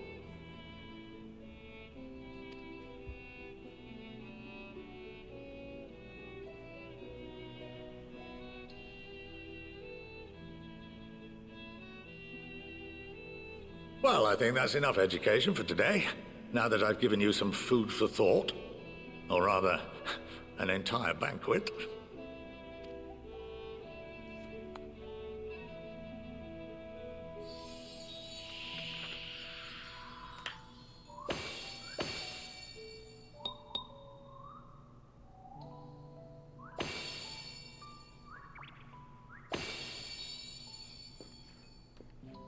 I would remind you that although I'm unable to assist you with certain matters, the resources at my disposal may still be of use to you. I'll arrange for you all to be given the run of Phenomenon. Of course, as associate to our alumni and the students of Baldessian, this privilege is extended to you as well, my friend. Oh, and I suggest you speak with Ki Aliapo. She's well known among the artisans of Sharlayan, and her network of contacts may prove useful in your search for knowledge. I wish you all the best in your pursuits, wheresoever they may take you. So what he just explained about Aliapo is very similar to the role quests that we talked about before. Hey, stop it. Stop it. Stop it. If you're gonna bark, I'm gonna not let you sit there. Stop it. It's very similar to the role quests, because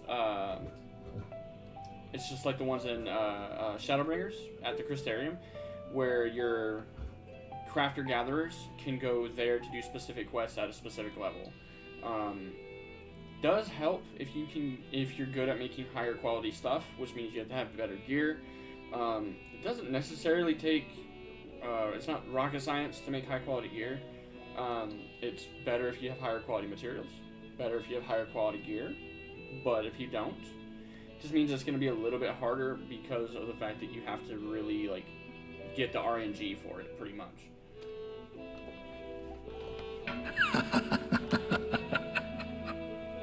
Was that necessary, Bubba's? My camera didn't even tell me that anybody was there. You know what that means? There was nobody there. That's what that means. You've been granted the run of the phenomenon. If you are game, she could use. If you're game, kill Aliapo would put your artisanry to good use. Well, I am not an artisan in this character. Dungeon is 83, yeah? But we still got a ways anyway. We're about to accept a capital I. That's like, oh my lord. Yeah. Well, that's given me much to mull over. I feel as though we're one step closer to understanding the form's true motives and the mysteries of life itself, for good measure. It's funny, I came here with the intent of expressing my gratitude, only to leave more indebted than before. I have a feeling his friendship and support will be good, will be a great boon to us in the days to come. And on that note, let's head back to the annex. Perhaps on the way you could better acquaint yourself with Ki Aliapo, as the scholar suggested, while I share our findings with Raha. I'm not going to talk to this Ki Aliapo. I don't want to. You can fucking make me. Oh, you gotta make me, bitch! Okay, here we go. Sprintage!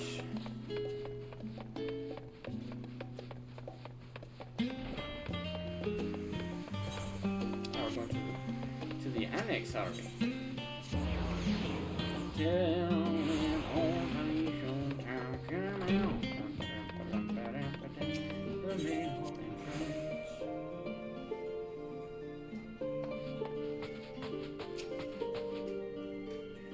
I've been streaming for almost 2 hours so far, and I feel like we haven't gotten anything done. Welcome back. From what I hear, your trip to the studium proved most educational. While you were away, I received word from our fellow Scions. As expected, news of the warding scales was met with much joy. Preparations are now underway to bring the leadership of the Grand Company of Eorzea and the Eastern Alliance together to determine a way forward. Our friends have asked that we bring the scales in our possession to Luxula Mensa. So the time has come for us to go on the offensive. It's too early to say for certain, but that does seem to be the way the wind is blowing. I, for one, can think of no reason to oppose such a plan, but let us see what awaits us in Vilbra. Let us start by getting the scales out of storage. Give me a hand, would you, Estinian? Not gonna lie, I didn't even see him there. He's a big dude, and I didn't realize he was there. I thought it was just the twins, Kryl and Graha. I just didn't see him.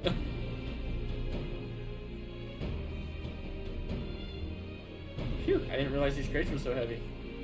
Well, Chrono, to be honest, you are like a pint size.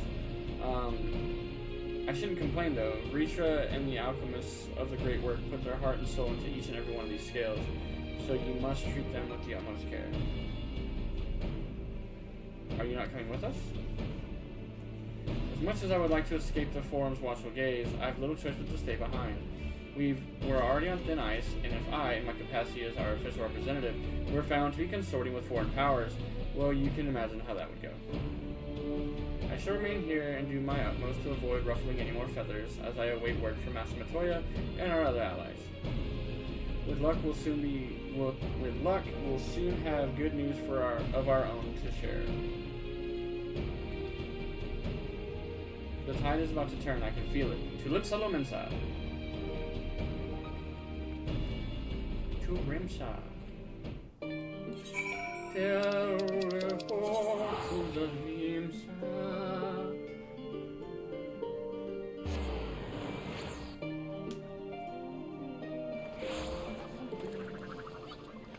We go this way. Yeah, me. What are you doing?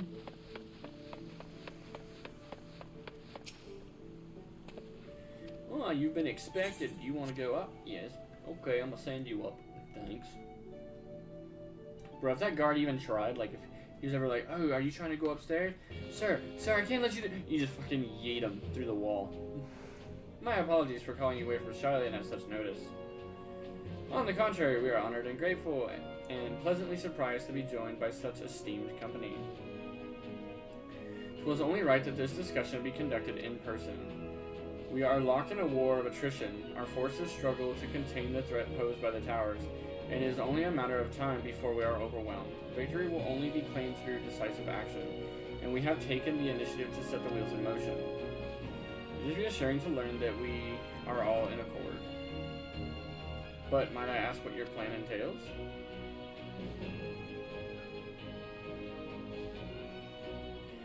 It hinges entirely on the warding skills and our ability to utilize their potential to the fullest. During your time in Charlian, the allied nations have been engaged on separate fronts with no end in sight.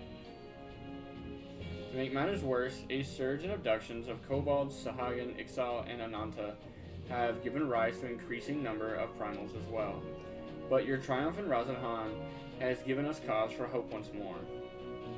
The time has come to free ourselves of this menace, and it is you, the Scions of the Seventh Dawn, who have shown us the way. While the bulk of our forces will continue to hold the Telophoroi at bay, we will dispatch our finest to strike at the enemy's heart, Garlemald. These brave few will be the Ilsabard contingent. To think such progress has been made in so short a span. Demi. So I was using my foot to like pet Demi's foot, right? I was just kind of, stroking her foot with mine as she's looking out the window. I stopped petting her foot. And she like started pawing my foot. She's like, She's like, you get back over here, mother trucker. Oh, now you want me to pet your head? Okay. Its objectives are twofold. The first is to provide aid to the people of Garlemald. As previously reported, countless Imperial soldiers and civilians have been tempered, robbed of their free will. They serve the Telophoroi every whim without question. They too are victims. It is our duty to deliver them from their suffering, not for strategic or political gain, but because it is the right thing to do. I do not ask that we set aside the decades of conflict and conquest, that we simply choose to forgive and forget. I ask only that in choosing to remember, we do not also forsake our compassion and morality, for without that, there can be no reconciliation, only death without end. Aye, on that we can all agree. Our second objective is the colossal tower that Thancred and Oriante observed in the capital. Though its purpose remains unclear, there's reason to believe the smaller spires are merely a precursor to what is yet to come. Until the Tower of Zot was toppled, we'd failed to make any headway, though the same could be said of the Telophoroi. There's certainly no rush to press further into our lands. I'd wager the Spire's primary purpose is to divide us and keep us occupied while they work towards our annihilation. This would appear to be substantiated by Ystola's analysis of the tower's influence on ethereal currents. Based on her observations inside the Tower of Zod, the Spires siphon ether from the land, consuming it to maintain their form. However, they draw forth far more than is required for the task alone. The excess of ether remains unaccounted for, but we can be sure it is not being harnessed for our benefit. It wouldn't surprise me in the least if it was being redirected to the larger spire at the capital. There's a logic in that. Regardless, once we have uncovered the truth, we'll bring their schemes crashing down along with their infernal towers. That's all well and good, but what would you have us do? I assume it's more than handing over the scales and being on our way. We want you and your scales to join the Elseward contingent. Consider it an official request from both the Grand Company of Eorzea and the Eastern Alliance. Do you accept? But of course! Perhaps you should be the one to answer that. Why should it be me? I never talk. For honor and glory, for the people of Garlemald, for revenge against the Telophoroi. Fuck the Telophoroi. For revenge against the Telophoroi. Couldn't have put it better myself.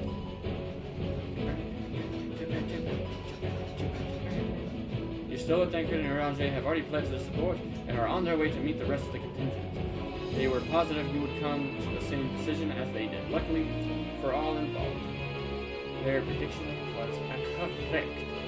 Once you have delivered the warding skills to Alamigo, the contingent will embark on its journey to Ilsabard. Ravan and Lord Aymeric are overseeing preparations, so I suggest you make yourselves known upon arrival. Pack warm clothing, furs, and the like. Without it, the cold will do you in before the Telophoroi. The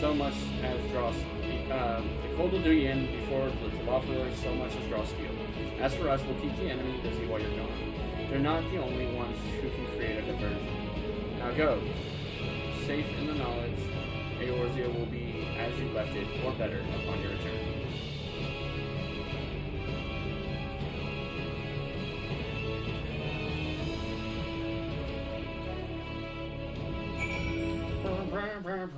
And now we just teleport to Kirabanya and Alamigo. Welcome back, Shiro. Hello, Shiro. We can fly here. We can fly. We can fly. We can fly. Anyway, we're making our way over here. You know, minding our own business.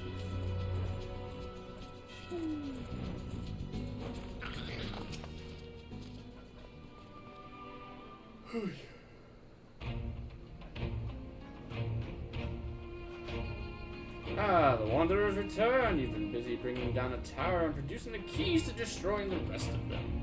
You should be proud. Those warding scales of yours are what has made this whole venture possible. Will you and Lord Aymeric be leading the contingent? Regrettably, no. Our role is to organize the various delegations into a cohesive unit. Once we have seen you all off, it's back to our respective posts. We dare not neglect our duties for too long, lest our defensive efforts fall into disarray. And just between us, there was a fair amount of opposition to the formation of the Ilsbar contingent. The very suggestion that we send out some of our finest troops behind enemy lines to render aid unto the Garleans has made me rather unpopular in certain quarters. Can't please them all. Sadly not, though I do my best. Truth be told, I'd much rather be at your side, charging into the fray. Alas, I have battles of my own to fight, where words may serve me better than any blade. I hate to say it, but Lord Aymeric struggles mirror my own.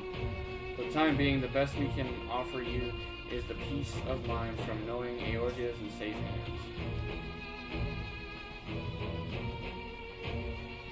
As you fight the good fight in Ilsabard, I and the other commanders will do what we can to convince the naysayers that our cause is just. Thank you, both of you. We meet again? Word of your exploits traveled quickly. From what I gather, the protected talismans you obtained led to the formation of this extraordinary force. My contribution on this occasion is but a minor one, that being the information I have shared with Maxima. For the sake of the people of Garlemald, may the fates be on your side. So you're not coming with us? Strange, I thought you'd have a stake in this. I do. The Telophoroi have laid waste to my homeland and enslaved my people. But though every mote of my being cries for vengeance, I cannot be the one to deliver it. My presence alone would place the entire mission in jeopardy.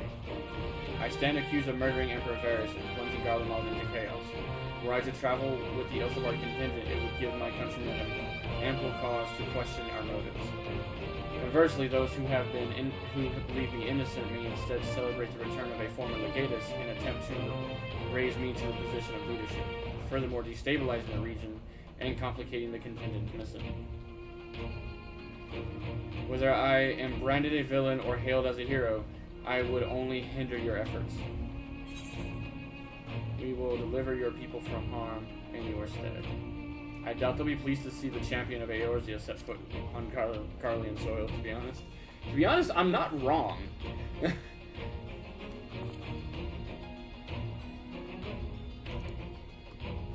Hang on, guys, let me check this out.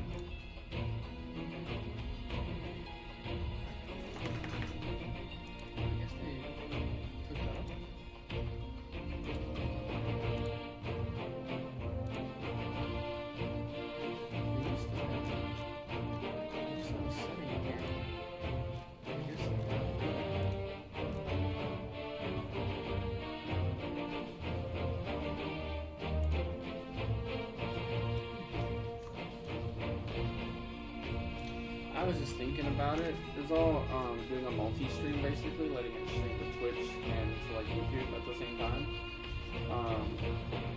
They used to have a setting for that because I used to be able to stream to Twitch and Facebook at the same time. But I guess they got rid of it. A fair point, but so long as you refrain from announcing your arrival to all and sundry, the average person should have no inkling as to your identity. Although your titles and deeds are common knowledge, only a select few would recognize you on sight alone. Perhaps one day they will learn that the Warrior of Light is no demon to be feared, but a man deserving of their trust. In light of Gaius' rather unique circumstances, I instead will assume the role of your guide. Though I have defected for political reasons, my love for Garlemald endures.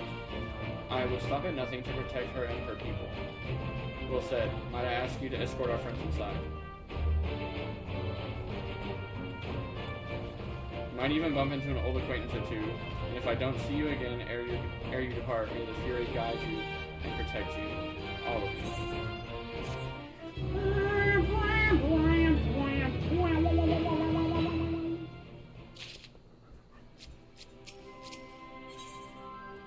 Oh, Maxima wants to give me a present. What is it? Oh, the coat. The coat might look nice. Never mind. The other members of the Ilsabard contingent are gathered in the royal palace. I shall inform them of your arrival, so please make your way inside as soon as you are ready. You want to go inside? Do you? Yes.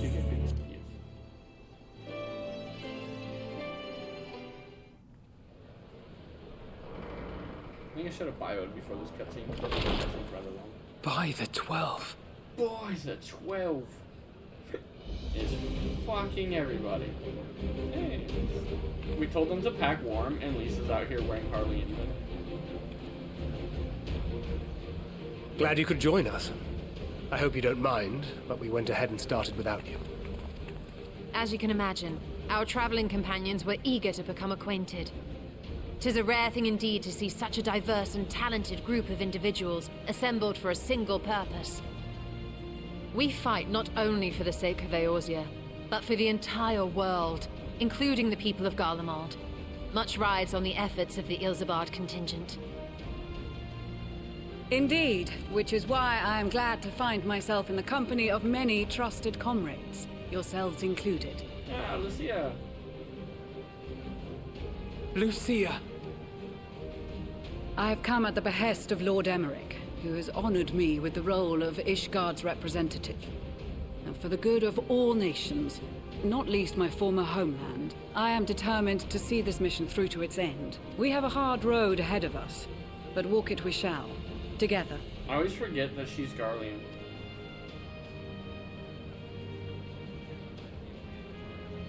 We too welcome this opportunity to work together once more. I have faith that, if there is a way to resolve this conflict, we will find it. Allow me to introduce you to the rest of our company. Everyone! If I may have your attention.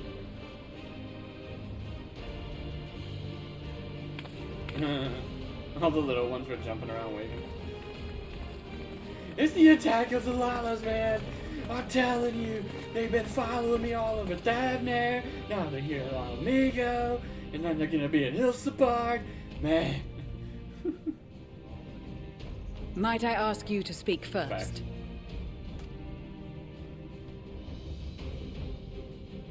If I must. I am Arun Senna, spokesman for the Gridanian delegation.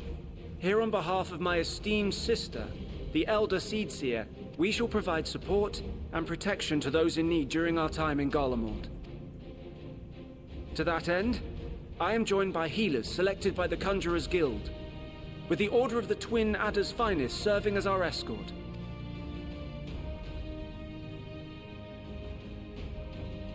Of course, with an experienced white mage such as yourself accompanying us as well, those requiring more involved treatment will be in safe hands. So I forgot I level jumped a white mage on him just to kind of sends show her regards, something by the for way. you guys, to kind of demo what level jumping looks like. And he straight up goes, of course with an experienced white mage such as yourself accompanying us as well, those requiring more involved treatment will be in safe hands. Raya O sends her regards, by the way. It changes, so this is something they started doing, I think in Shadowbringers, I can't remember exactly when it started, but they started tailoring certain aspects of the MSQ to your character. So in this case, my character has a white mage class. It is tailored to him, showing that he is a white mage. Somehow my keyboard disconnected and reconnected. Okay. But yeah, so they tailored that. So I wonder if they're going to say something about me being a monk once we get to the Thanalan portion. If I was a black mage, I know we have some of the black mage guys there, so they probably did say something about that to me when I came through with my main character, because I'm a black mage main. So that's probably something that happened, but I don't know. We'll see. Suppose I'd better say my piece. Sicard. Wait, I know you. He's like, yes. The name's Sicard, in case you've forgotten. Truth be told, I'd rather you had forgotten. Any road, the Admiral asked Captain Hillfear to send his best, and for whatever reason, he picked me. Yeah, tiny little axe. Of course, if I'd refused, I'd be the laughing stock of the bloody executioners, and my reputation's taken enough of a keyhauling as it is. But more importantly, like any pirate worth his salt, I know when you're staring down a storm, you gotta trust in the commander of your ship. So if the Admiral wants us to go to Garlemald, not for plunder and glory, but a promise of peace in our time, then that's what we'll do. Since we all know how much the Empire loves its steel, we thought we'd bring along a few smiths to make the most of it. Give them a pile of scrap and they'll cobble together anything you fancy. Oh yeah, because Libsa has all like the blacksmiths and stuff. Of course, just like the Gridanians, we got fighters of our own. We might have come with a more constructive purpose in mind, but we're more than capable of cracking skulls, believe you me. Well, you're certainly raring to go. But then again, so are we. The most dependable warriors of Uldar and Alamigo have assembled at the Sultana and General Aldin's behest. There is a pugilist right there. If Garlemald has truly fallen, then the whole place is likely to be crawling with Telophoroi. We'll need plenty of troops to clear and hold a path for others to follow. That's where we come in. Naturally, Marshal Tarapin and I will be leading from the front.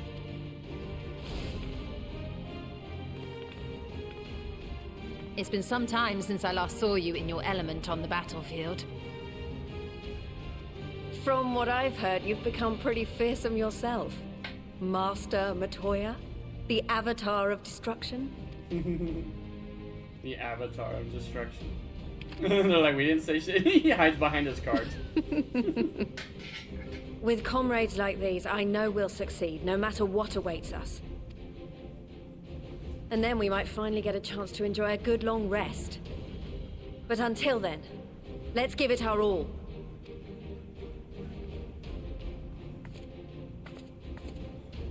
As for Ishgard, we Temple Knights have come in force to uphold our nation's commitment to the peace and welfare of our allies. The bitter cold of Garlemald is a formidable enemy in of itself. Our experience fighting in ice and snow will prove invaluable in the days ahead. Accordingly, I have been designated commander of the Ilzabard contingent. I will do all in my power to provide you with the leadership and guidance you require. The four high houses, House Hylinart foremost among them, have arranged for a host of machinists to join us on our mission. Their knowledge of Imperial Magitech is sure to be a great boon. They will address any problems of a technical nature, together with the smiths of Limpsa Lomitsa. There is another awaiting introduction. Lord Emanolain! Ah, yes. Emanolain de Forton, at your service. Though, lest there be any misunderstanding, I should stress that I've not become a fearsome warrior while you were away. Rather, far from it, actually. My brother, in his infinite wisdom, decided this would be an excellent chance to make something of myself. Oh, and fight for world peace and all that. But, should the opportunity arise for a spot of ballroom dancing, I will be your twinkle-toed gentleman of light. Gentleman of light. May your graceful prancing lead the way to victory. I dare say your fancy footwork may be all that stands between us and certain doom.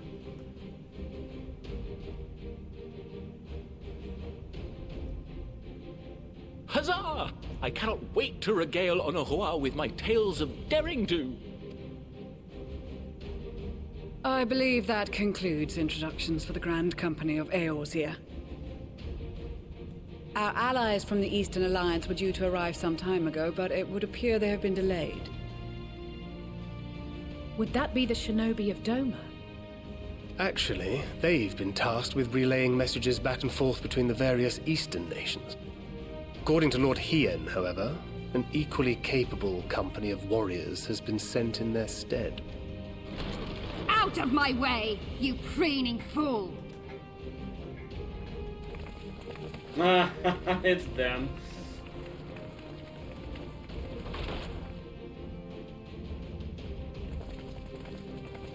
Hello, little son.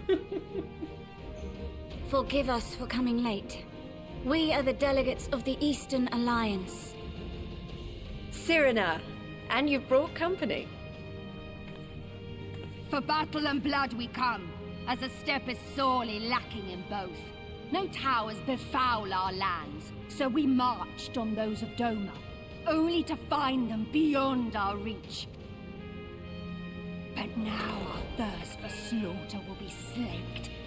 No quarter to the enemy! Sadu Hatun, no. We go to make peace with the Iron Men, not war. Warriors of the Steppe, we've heard many tales of your bravery. We welcome Not you as killing allies. them, we're helping them. And these Same other shit, ones same you have shit. brought are... Same as you! Members of the Dalmascan resistance group, Lente's Tears. And the Bosnian resistance. Between them, they have a wealth of experience in espionage, and are particularly adept at infiltrating Imperial facilities. Which is fortuitous, since Garlemald's domain is so vast that I could never hope to handle reconnaissance duties all by myself. Dalmasca, Bosnia, Alamigo. All lands which have suffered the tyranny of the Empire. I would never presume to question your motives. Nevertheless, I must reiterate that our goal is to aid the victims of the Telophoroi. the common folk of Garlemald. And they are victims, make no mistake. Though I understand that many may struggle to see them as such. You're more right than you know. For every one of us that answered the call, there were a dozen that refused.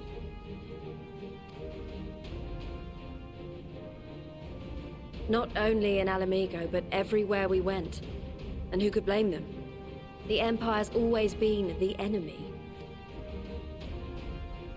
But after seeing what we've seen, fighting and working against and with Garleans, there's no denying the simple truth. They're just people. No different from you or I. They've got their share of liars and murderers, but so do we. So do we all. Fordola, who once swore herself to Garlemald, has proven herself a trusted ally time and time again. Every Eorzean here knows Cid Garland, the Imperial defector who shared with us countless technological wonders.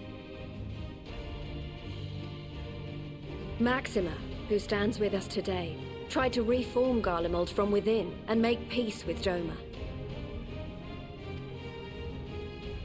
So you can believe me when I say that every fighter here understands and accepts that the Imperials are not monsters and are deserving of help. Or at least that they were able to put aside their feelings for the greater good. It won't be easy, but we're all determined to make this world a better place.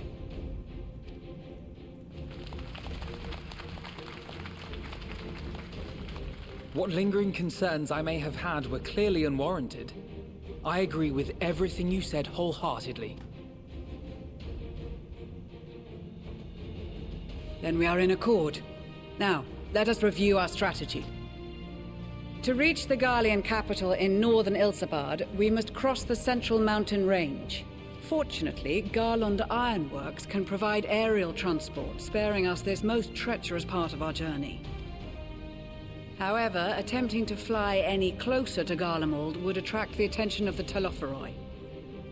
As they appear to have seized control of the majority of the Imperial military, we must assume that includes its fleet. In addition, Garlemald possesses devices that can interfere with airship navigational systems, further discouraging an airborne approach. Given the circumstances, the closest we dare deploy our contingent is an area between the range and the capital, the Magna Glacies. From there, we must travel the rest of the way on foot. We will also need to bring the airships with us to ensure we can withdraw with haste. Although much of the terrain will be blanketed in snow, we should be able to make use of local roads and shipping facilities. The vast ice field will afford us an unobstructed view of the surrounding area. On the other hand, it will also allow others to easily spot us, so it is imperative that we only make camp in positions where we can easily defend ourselves. And the airships, which must be kept safe at all costs. We cannot account for every possibility, so we must be prepared to think on our feet. We will be tested. Sorely tested, I expect. But for our homes and for our people, and a people not our own but in need, we spare no effort in your preparations. Once we depart, there is no turning back.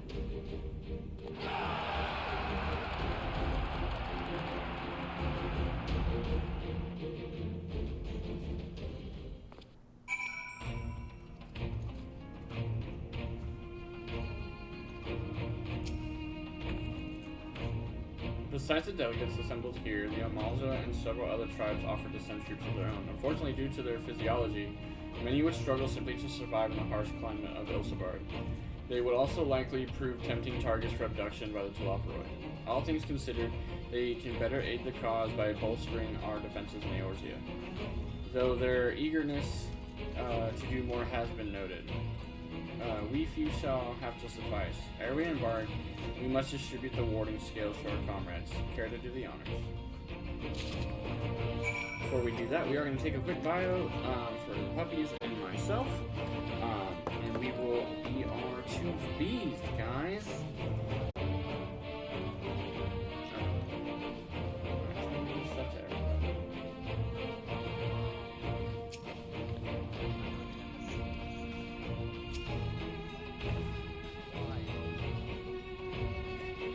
The one thing I don't know is if there's a player accommodation cap.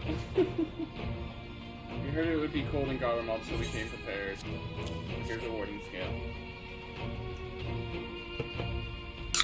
Oh, the talismans. Are we to keep these close at all times? Yes. I will see that no one misplaces them. Before I forget, I have a message from Ian. In distant lands and times of strife, together stand, together fight. In darkness shines the light of life.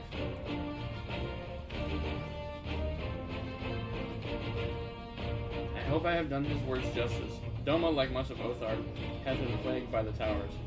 Yet, while he could not be here, he wished to express his shared conviction. He and Yurgiri labor without rest to unite the people, and with their aid, will keep the enemy at bay. And we of the Steppe and the Eastern Alliance will repay their efforts by ending this war.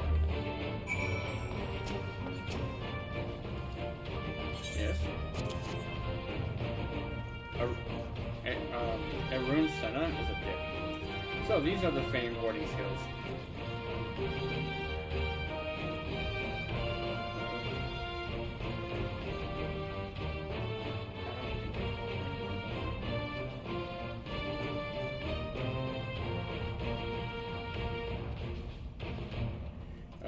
So these are the famed warding skills. Enough for me and my men, I see. I myself am especially grateful for this opportunity to visit distant lands. I wish to follow in the footsteps of Master Atoa and learn all there is to learn of the star we call home. Indeed, this is the primary reason I volunteered to join the expedition. To journey outside the 12 Wood, much less enter into Imperial territory, is a rare privilege afforded a Pajal. Not that I'm tagging along to see the sights. The Garleans would benefit from my healing magics, as would our comrades, should fighting break out.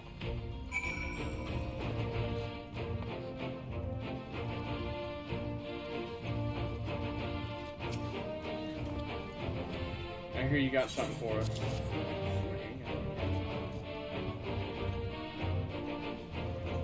The skills everyone's been talking about. Say again? Oh, yeah.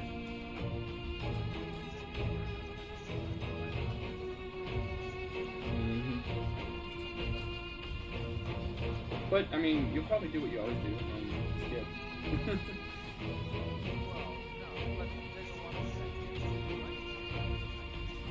Yeah, that's true. You can also turn on, what you call it, like the auto thing for certain sections that you can't skip.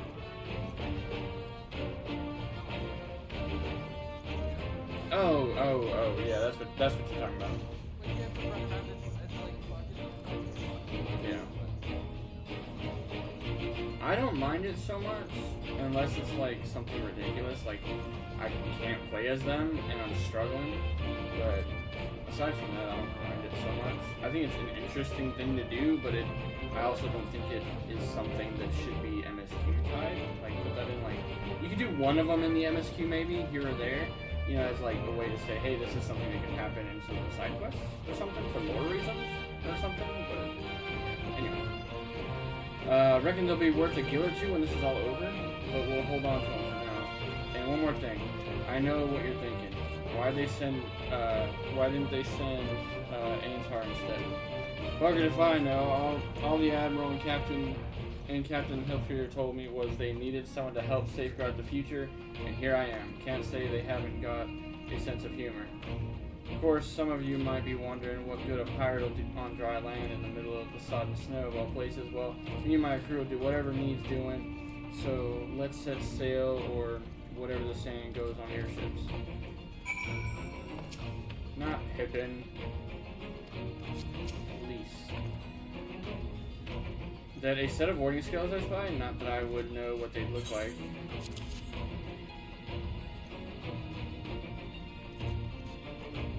Wow, look at these. Even a layman like me can tell they're bursting with ether.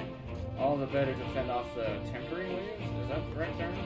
Anyway, these will give us one less thing to worry about, which just leaves the other mountain of whatever else is waiting for us in Garlemald. Only one way to find out, eh? And nervous or not, I'd march through all 7 hells if it gave me a chance to put Xenos back in the grave where he belongs. Warding scales for the Asgardian delegation, I take it?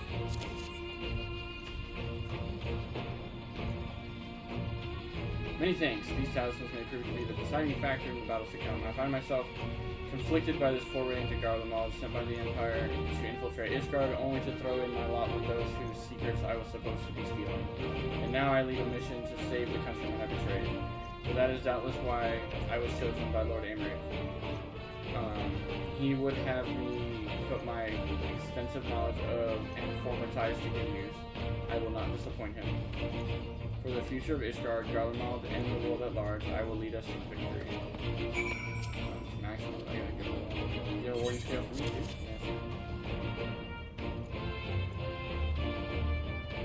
Thank you for this, and for going to such incredible lengths for the sake of my people. Though I have little to offer in return, I would impart some advice, if I may. You have been told by many to wear the cold of Ilsebard, and I cannot stress that enough.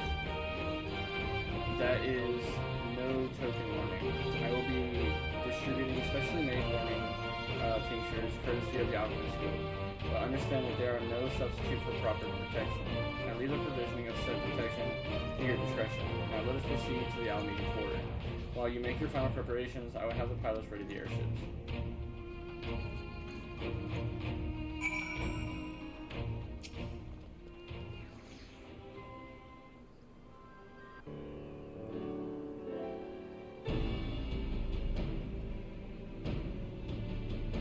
This is our last chance to make ready before we set forth.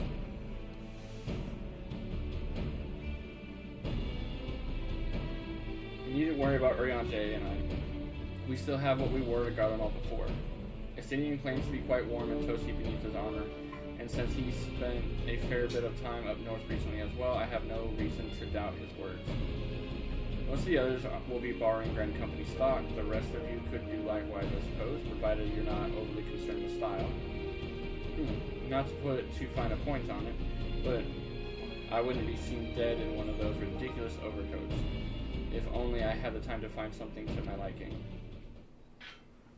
Hark, is that the cry of scions in need of a tailor, I hear? And who should it be? But Tataru, Master Tailor. But how? Mwahaha, I have my ways, oh yes indeed. You thought you could sneak out to Ilsebard without telling me? She is straight up Edna mode. Fight me. Fucking fight me on that. Nothing escapes my notice. Now, you will wear these garments I've made for you whether you like it or not. You never cease to amaze. But, why do you need a new outfit as well? Wait, are you coming with us? What? No, of course not, silly.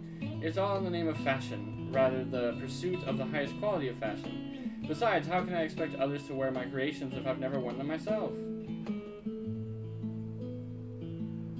I did have one other thing to share. Ermigus and Bloomweeda have finally returned from assignments in faraway lands. They'll be staying at the Rising Stones for a while to keep an eye on events throughout Eorzea. Since they'll be running things back at headquarters, I was wondering if I could lend a hand in Sharlayan? Oh, why not? You can keep crowd company at the Baldessian Annex. Yes, we'd love to have you there. And I heard Argus and Bloomweeda did a fine job carrying on in our stead while we were laying comatose. With them in charge of the Rising Stone, we have nothing to worry about. My thoughts exactly. Also, while I'm confident you won't go collapsing again because of certain someone who shall remain nameless, isn't it in a position to transport your souls to another world? If anything similarly disastrous were to happen, I'll be well positioned to do something about it. Anyway, I've got a few things to take care of, and then I'll make my way to Sharlayan. I really do hope these new clothes are enough to keep you warm in Garlemald. It's not much, but it's the only thing I can do for you, other than pray for your safe return, which I will, every day. Let's not keep the contingent waiting any longer.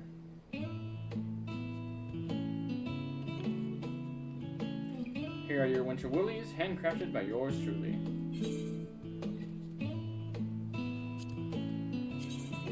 This is what it looks like. This is it. This is This is. I'd rather be naked. I think that's what I'm gonna go do. Be naked. Thanks.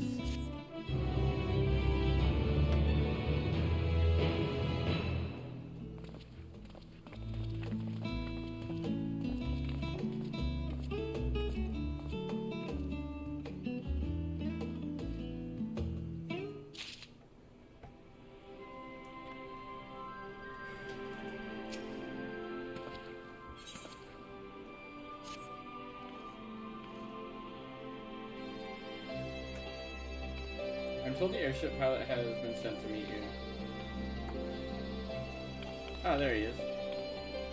Alright, this is where we go our separate ways. Do be careful. Oh, this is why you left the party. It's a fucking instance! Anyway, in order to finally meet you. Yeah, we of the Garlemald Island. Right. And I'm about to do quest a frosty reception. 1, 2, 3, 4, 5, 6, 7, 8, 9, 10, 11, 12, 13 quests. That's including the quest that is Tower Battle. So, alright. We of the Garland Islanders will be ferrying you and no. You and your contingent across the mountains into Garlemald. For many of us, it will be something of a homecoming. Our illustrious founder was only our most notable Imperial defector. I got like a good hour-ish, hour and a half maybe left. So yeah, I doubt it. For that reason, the company is committed to the success of this expedition. Our resources are at your disposal, and if there is aught we might do to be of further assistance, please do not hesitate to ask. If you are ready to depart, I will ready the engines. Upon boarding the airship, several cutscenes will play. Make sure you set aside aptitude time. Level 82 is where you'll be synced to. Well, shit, I'm 88, motherfucker. Let's go.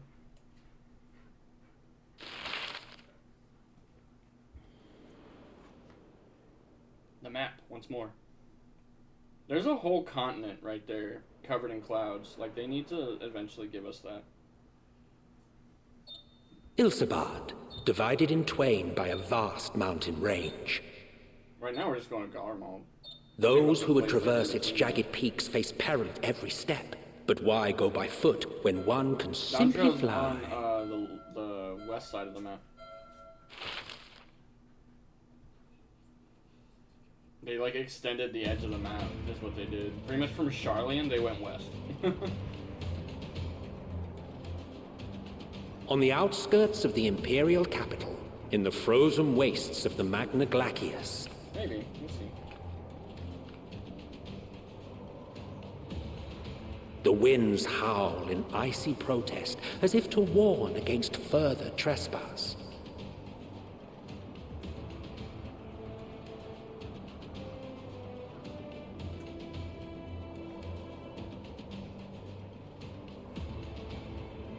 Your Solo's coat doesn't look bad. Graha's coat looks really good. My coat looked like shit. Your Solo's is pretty good too. We've received word from Thancred's reconnaissance party. They've sighted a detachment of heavily armed Imperials.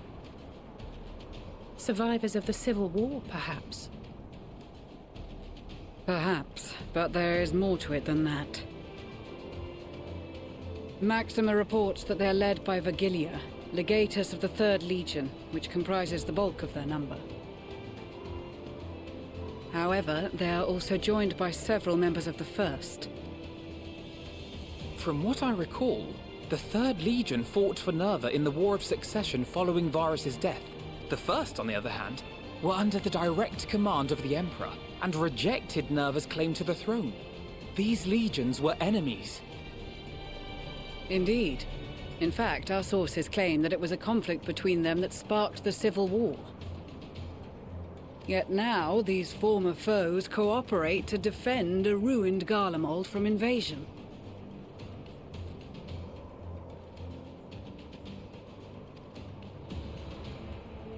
Then it is all but certain they have been tempered.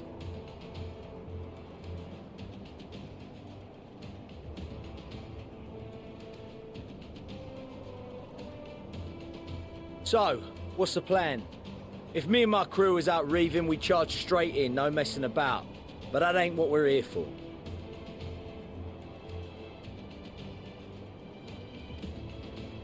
quite right. Soldiers or no, they are people of Garlemald. The very ones we have come to aid. Direct confrontation is unavoidable. Nevertheless, we must make every effort to limit casualties on both sides. Rather than kill them, I would remove them from the field. How so? Savage beatings, disarmament, and imprisonment? Not impossible, but easier said than done in the heat of battle.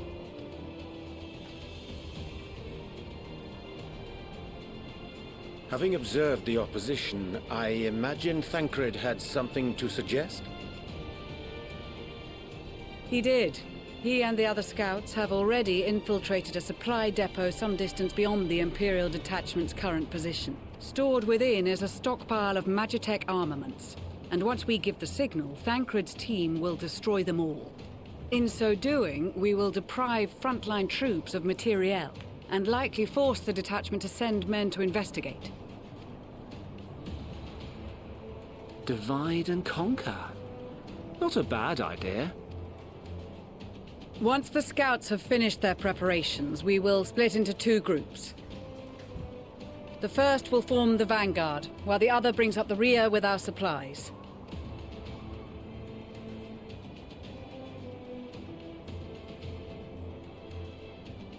As for the Scions, I ask that you lend your assistance where you deem it needed most. I would prefer, however, that you accompany the rearguard and be prepared to join the van at a moment's notice. Kept in reserve as our trump card, so to speak.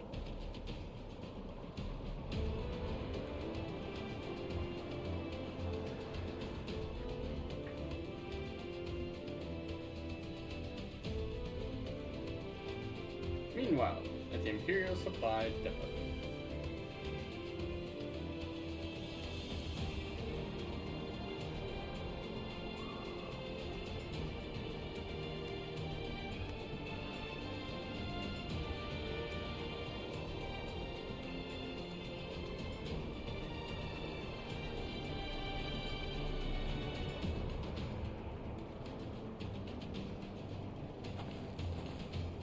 Your proposal was well received. More specifically, they asked that we destroy the Imperial's toys in as spectacular a fashion as possible. Stola always did have a flair for the dramatic. She's not an easy woman to please, but I shall do my best to satisfy her thirst for fireworks. Ystola's not an easy woman to please, I bet, no. All right. Once more for my peace of mind. Our first objective will be to rig the enemy's Magitech with explosives. After we've withdrawn to a safe distance, we'll detonate them remotely. Our second will be to issue a deactivation command to the automated units via the control terminal. If our calculations are correct, this signal should reach those deployed on the front line, giving our friends a much-needed upper hand. The blizzard will help us stay hidden, so let's aim to get in and out before it passes. Trust in the plan, and we should all live to see tomorrow.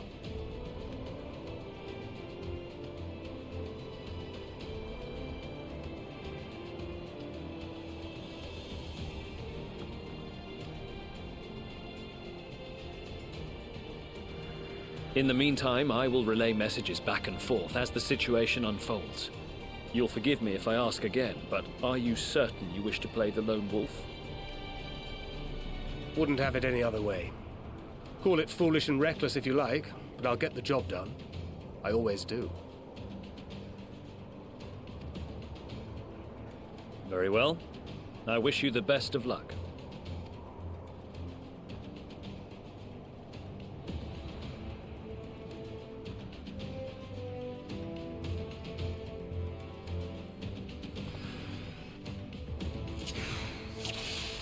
Welcome back to Rented.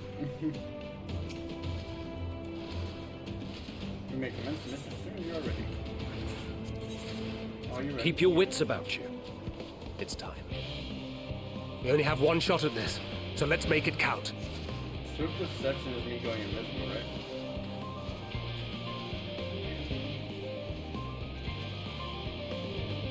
Time.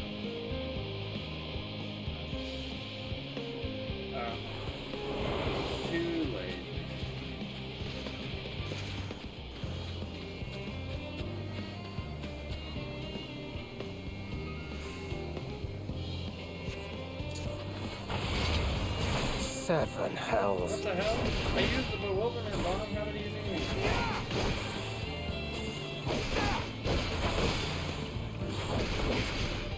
Oh, I didn't see the silent takedown button. That's all it was. I didn't see that button. Correct.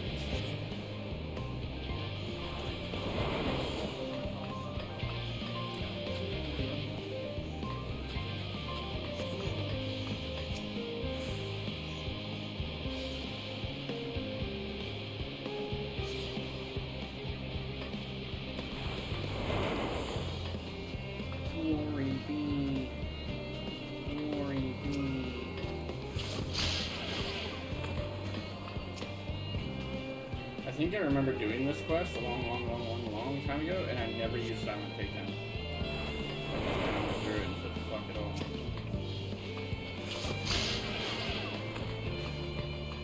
Yeah, it just makes it hard. Can you do silent takedown on the machine? About to find out, mother trucker. Sure can! Spotted. Sure can.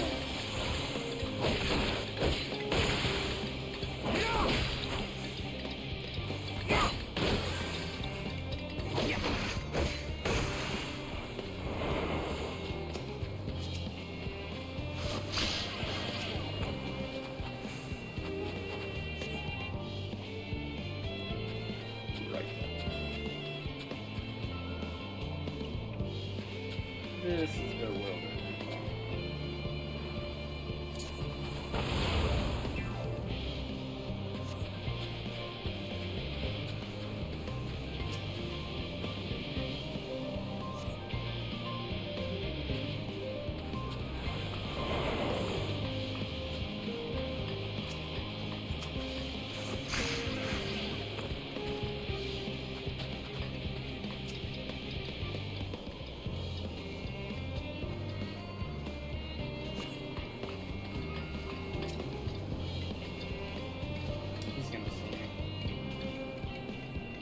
Yep. Seven hells. I was hoping I would have more time to get this.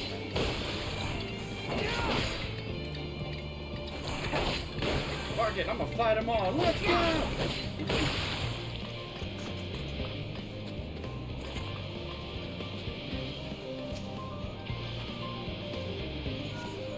This is I've never Thancred. been a sneaky game. The explosives Even are in Assassin's place. Creed, I would always fail the stealth ones. Very good. All is proceeding as planned. Head to the control terminal. It should be to the northwest. Understood. Have the others wait at the rendezvous point.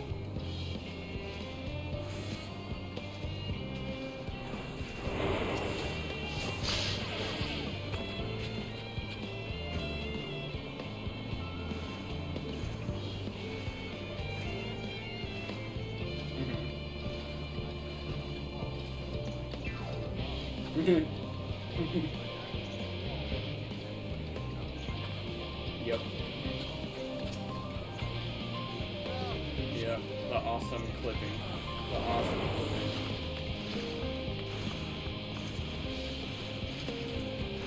Oh shit, 3, 2. I didn't have a choice but to fuck him up. Get in here, get in here!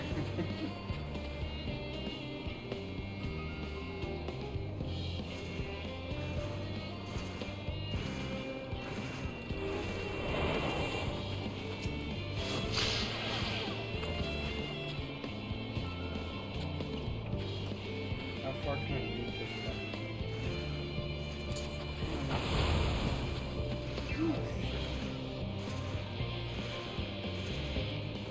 Well, I just hit a magic slasher and it didn't do shit, so it's a good sign.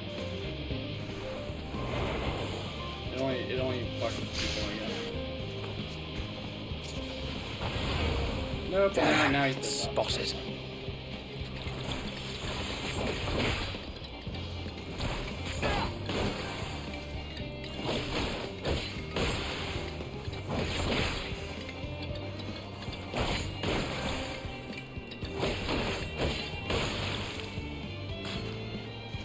The magic Grenade slashers is always what fucked with me.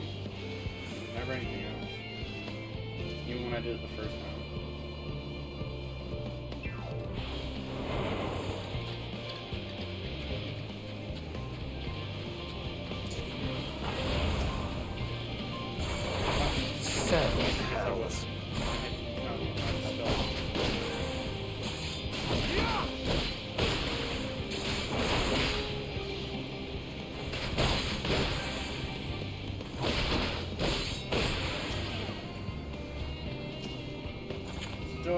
Opens the door.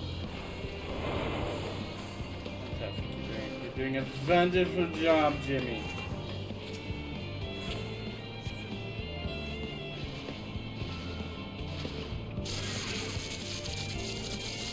Ooh, all my objectives now.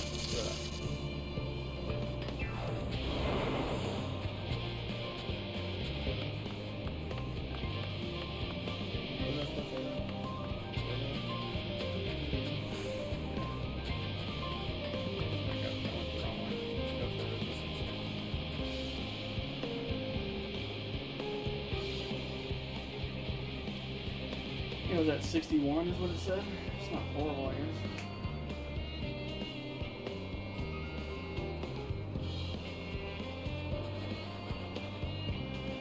You are returned, and none the worse for wear, to my considerable relief.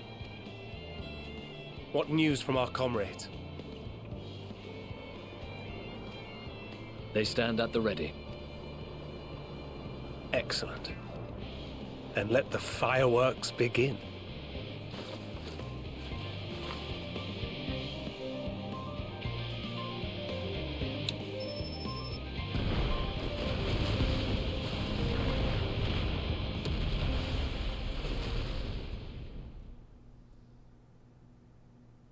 A few moments later, at the rear of the Ilsebar contingent supply caravan,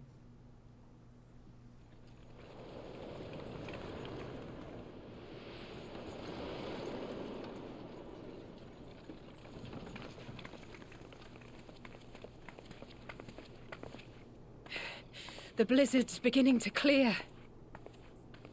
The Vanguard should be engaging the Imperials any moment now, if they haven't already. Ishtola and the others are with them, so I'm sure they'll be all right, but...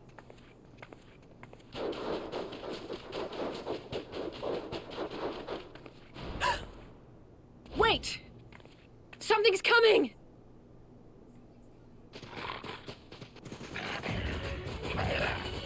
Imperial dogs! Oi, oi! Looks like we ain't the only ones who sent out scouts. Keep them away from the carriages! We lose those, and we're as good as dead!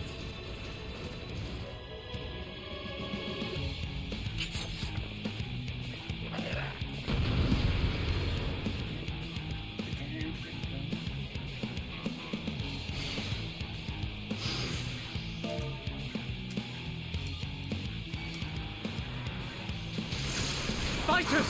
Protect the others!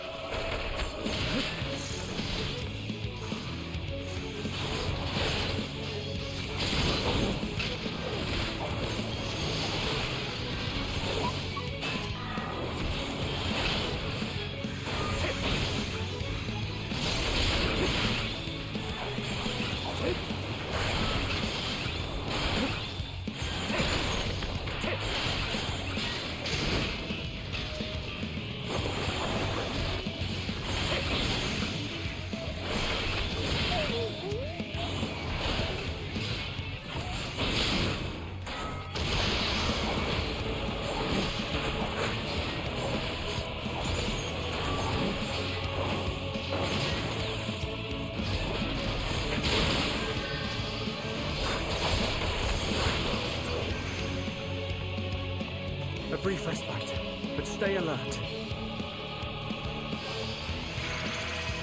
Keep the carriages safe.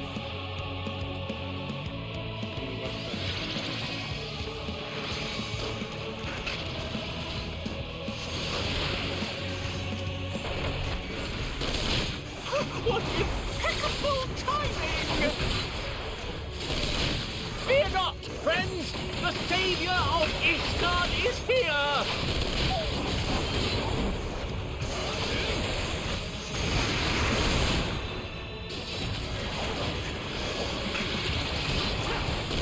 No one. Oh, yeah.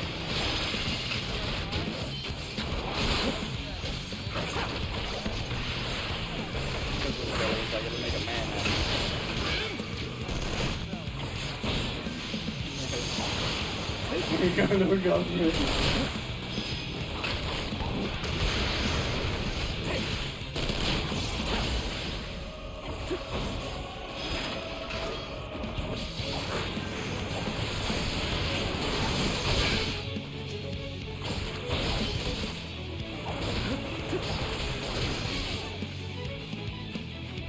A fine display, but the other carriages are still in danger. Go on ahead. We'll hold the line.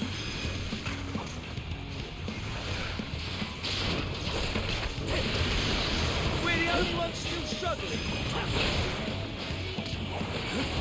Time we put our backs into it then.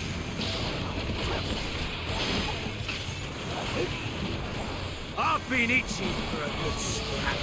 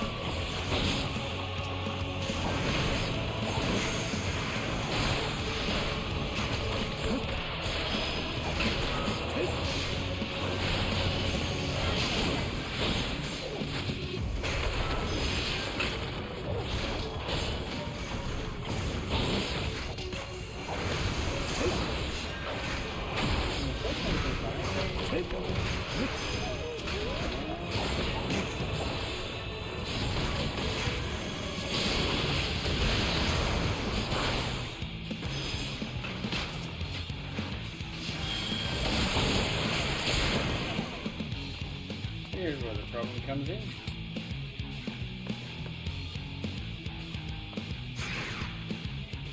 I'm gonna go straight to the character, stop it in its tracks.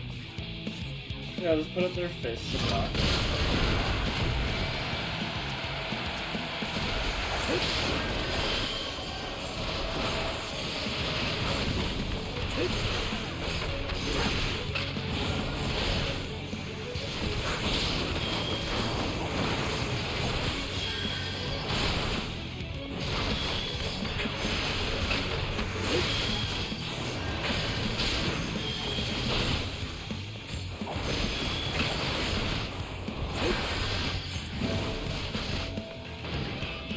You lot all right back there? We're fine. I'm ready for more. Hear that? Get to the front and turn the tide. Head north and join the vanguard. Meanwhile, on the front line,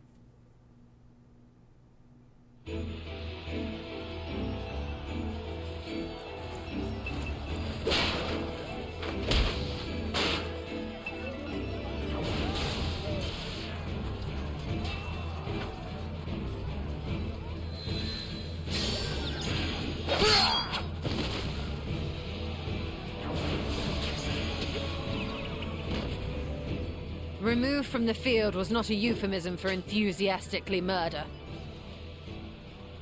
It's nothing that won't heal in time. The trouble is, their tempering has made them utterly fearless. Subduing them would be easier if they had the capacity to submit in the first place. Well, this is the path our young charges would have us walk, and that we all agreed to follow. You knew it would be hard, yet still you pledged your lance, did you not?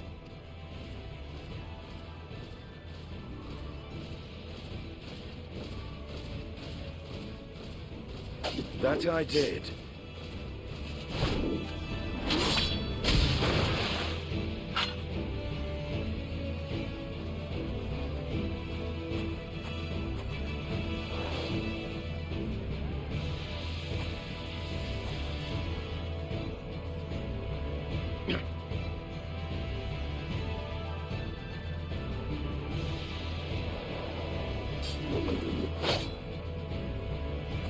That's Fagilia!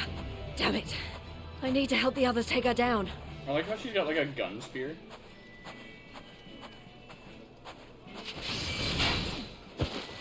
There's no end to them!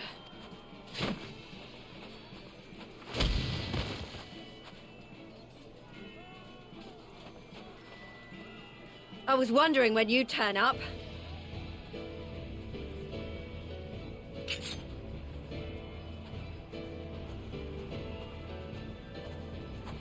There's no stopping us now. Come on, let's show them what we're made of.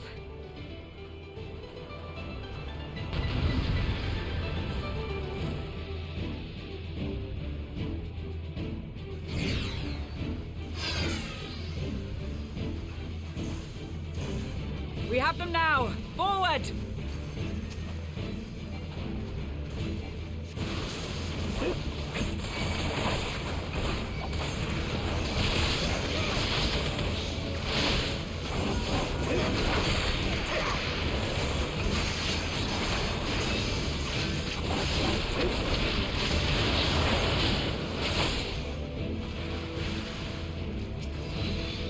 Right! Let them have it!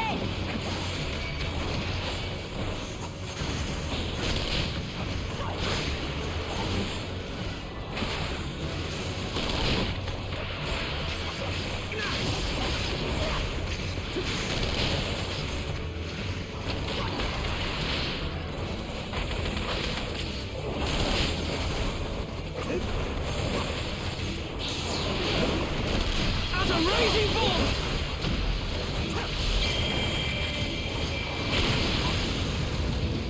You missed one.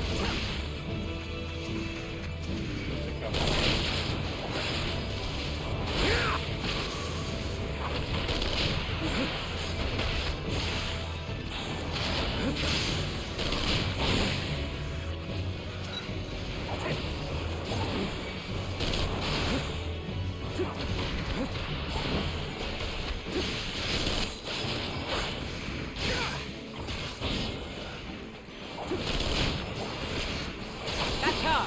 Fagilia!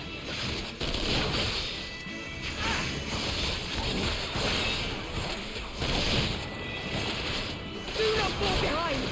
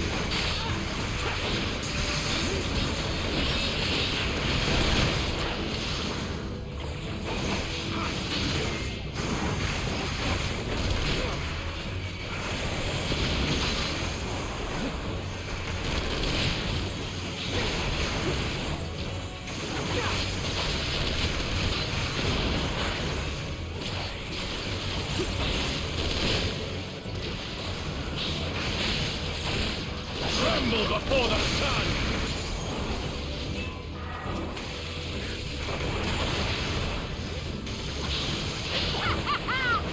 May your scream fill the air!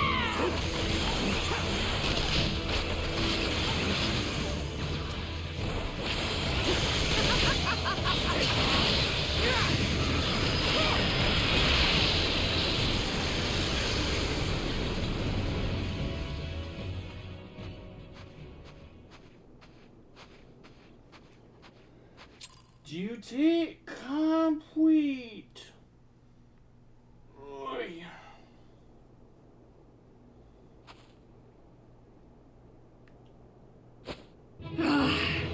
A worthy adversary. Rest, recover, reclaim yourself. Then we will fight again, to the death. Sadu Hatun!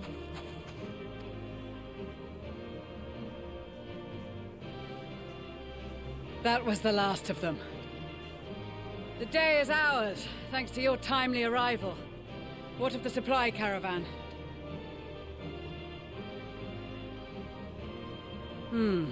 Outmaneuvered, but not outmatched.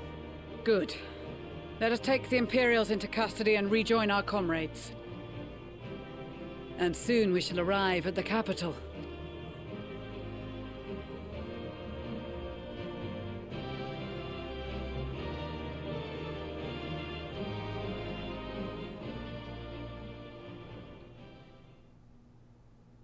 So cold and unforgiving. Thus spoke Emperor Solus as he gazed upon his barren domain.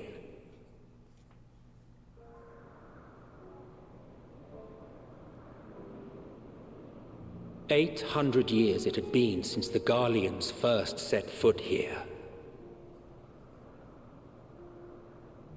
Bested by the Kovosi after centuries of war and driven from fertile southern pastures into the blasted northern wastes.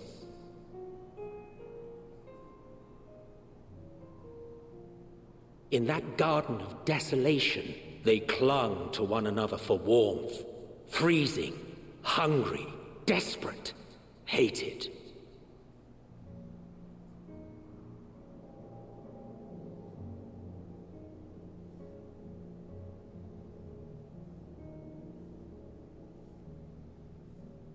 The chosen forsaken.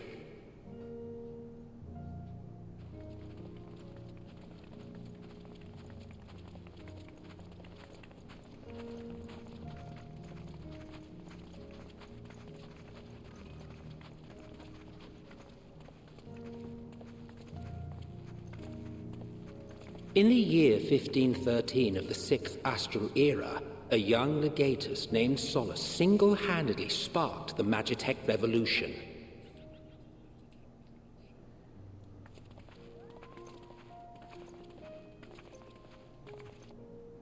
How did he conceive the machina that feed on ceruleum? Once a common, soft-spoken soldier, how had he so quickly ascended through the ranks?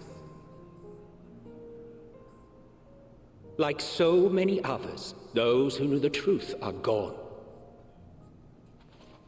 Taking in the capital with his eyes for the first time, I recall thinking to myself, far colder on the earth than in the heavens. Yes, far colder indeed, bitterly so.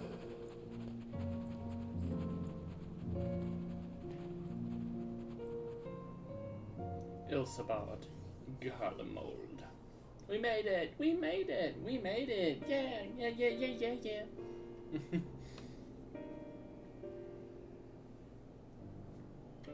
Not so much as a whisper. The roads leading beyond the city walls would have been used less in recent years. Nevertheless, this was one of the most important gateways into the capital. Her buzz day and night with activity, aye. Merchants passing through the checkpoint, many of them stopping at the local hostelries. Surely they cannot all have been tempered. We can consider the question after we have made camp. If we spend any longer outside, we may well freeze to death where we stand. The tempered Imperials, too.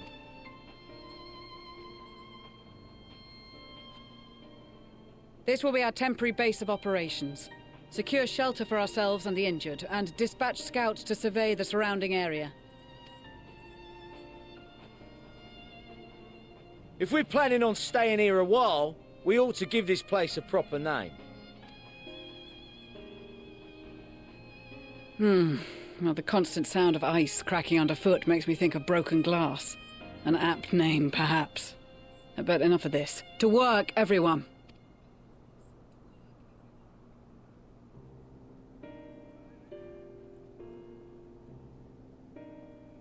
Welcome to Camp Broken Glass. Before we do not else, we touch the crystal.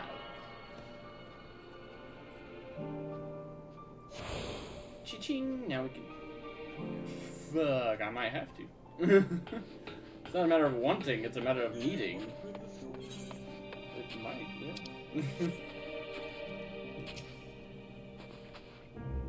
In spite of the obstacles we face, our plan proceeds apace.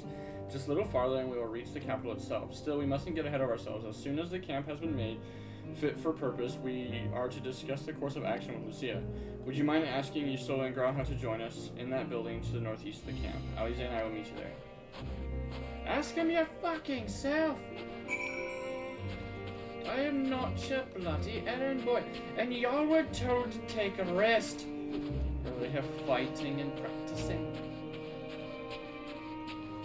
Kill those ice sprites. A meeting? Yes. I'll make my way over once my head is cleared. In truth, I've been falling out of sorts since we arrived. The air is thick with palpable aura of malevolence. Tis the monstrous tower on the horizon. Jagged, hideous, unholy. Even at this distance, its presence is overwhelming. Wait just a second, y'all.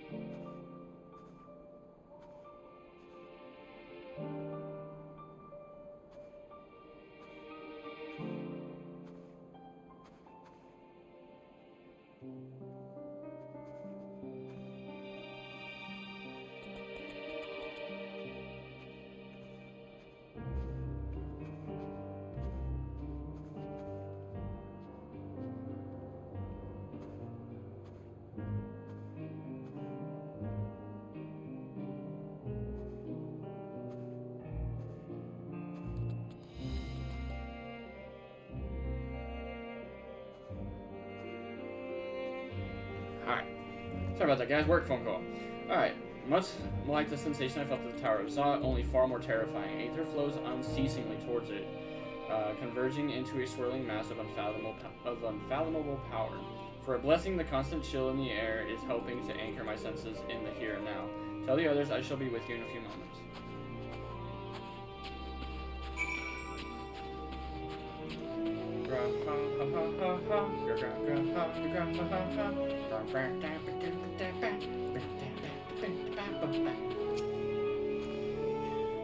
You'll be pleased to know most of the tempered have been quartered inside the nearby buildings and are receiving treatment as we speak. I do, however, feel no small amount of guilt for commandeering civilian homes. The occupants may be long gone, but everything is exactly as they left it.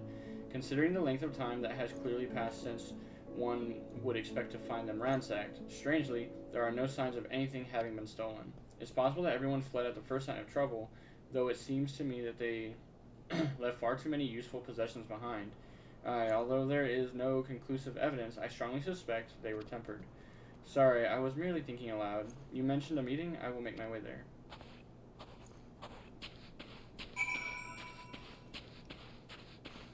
Mercury Umbrelage. Warrior. Rogadin. I don't see very many male Rogadins around either, to be honest. High Durium Armor of Fending. How does it look on me? It looks vastly better on me than it does you. Ha! That's all that matters. Moving on.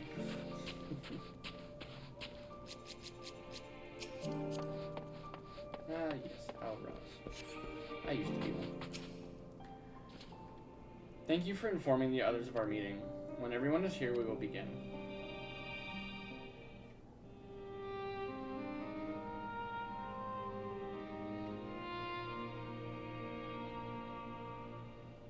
Our present situation is as follows. Efforts to aid the people of Garlemald have begun in earnest. Moreover, having entered into the capital, the Imperial Palace is within our reach. But before we proceed further, we must learn what has befallen this city. For therein lies the key to understanding and combating the Talofaroy's designs.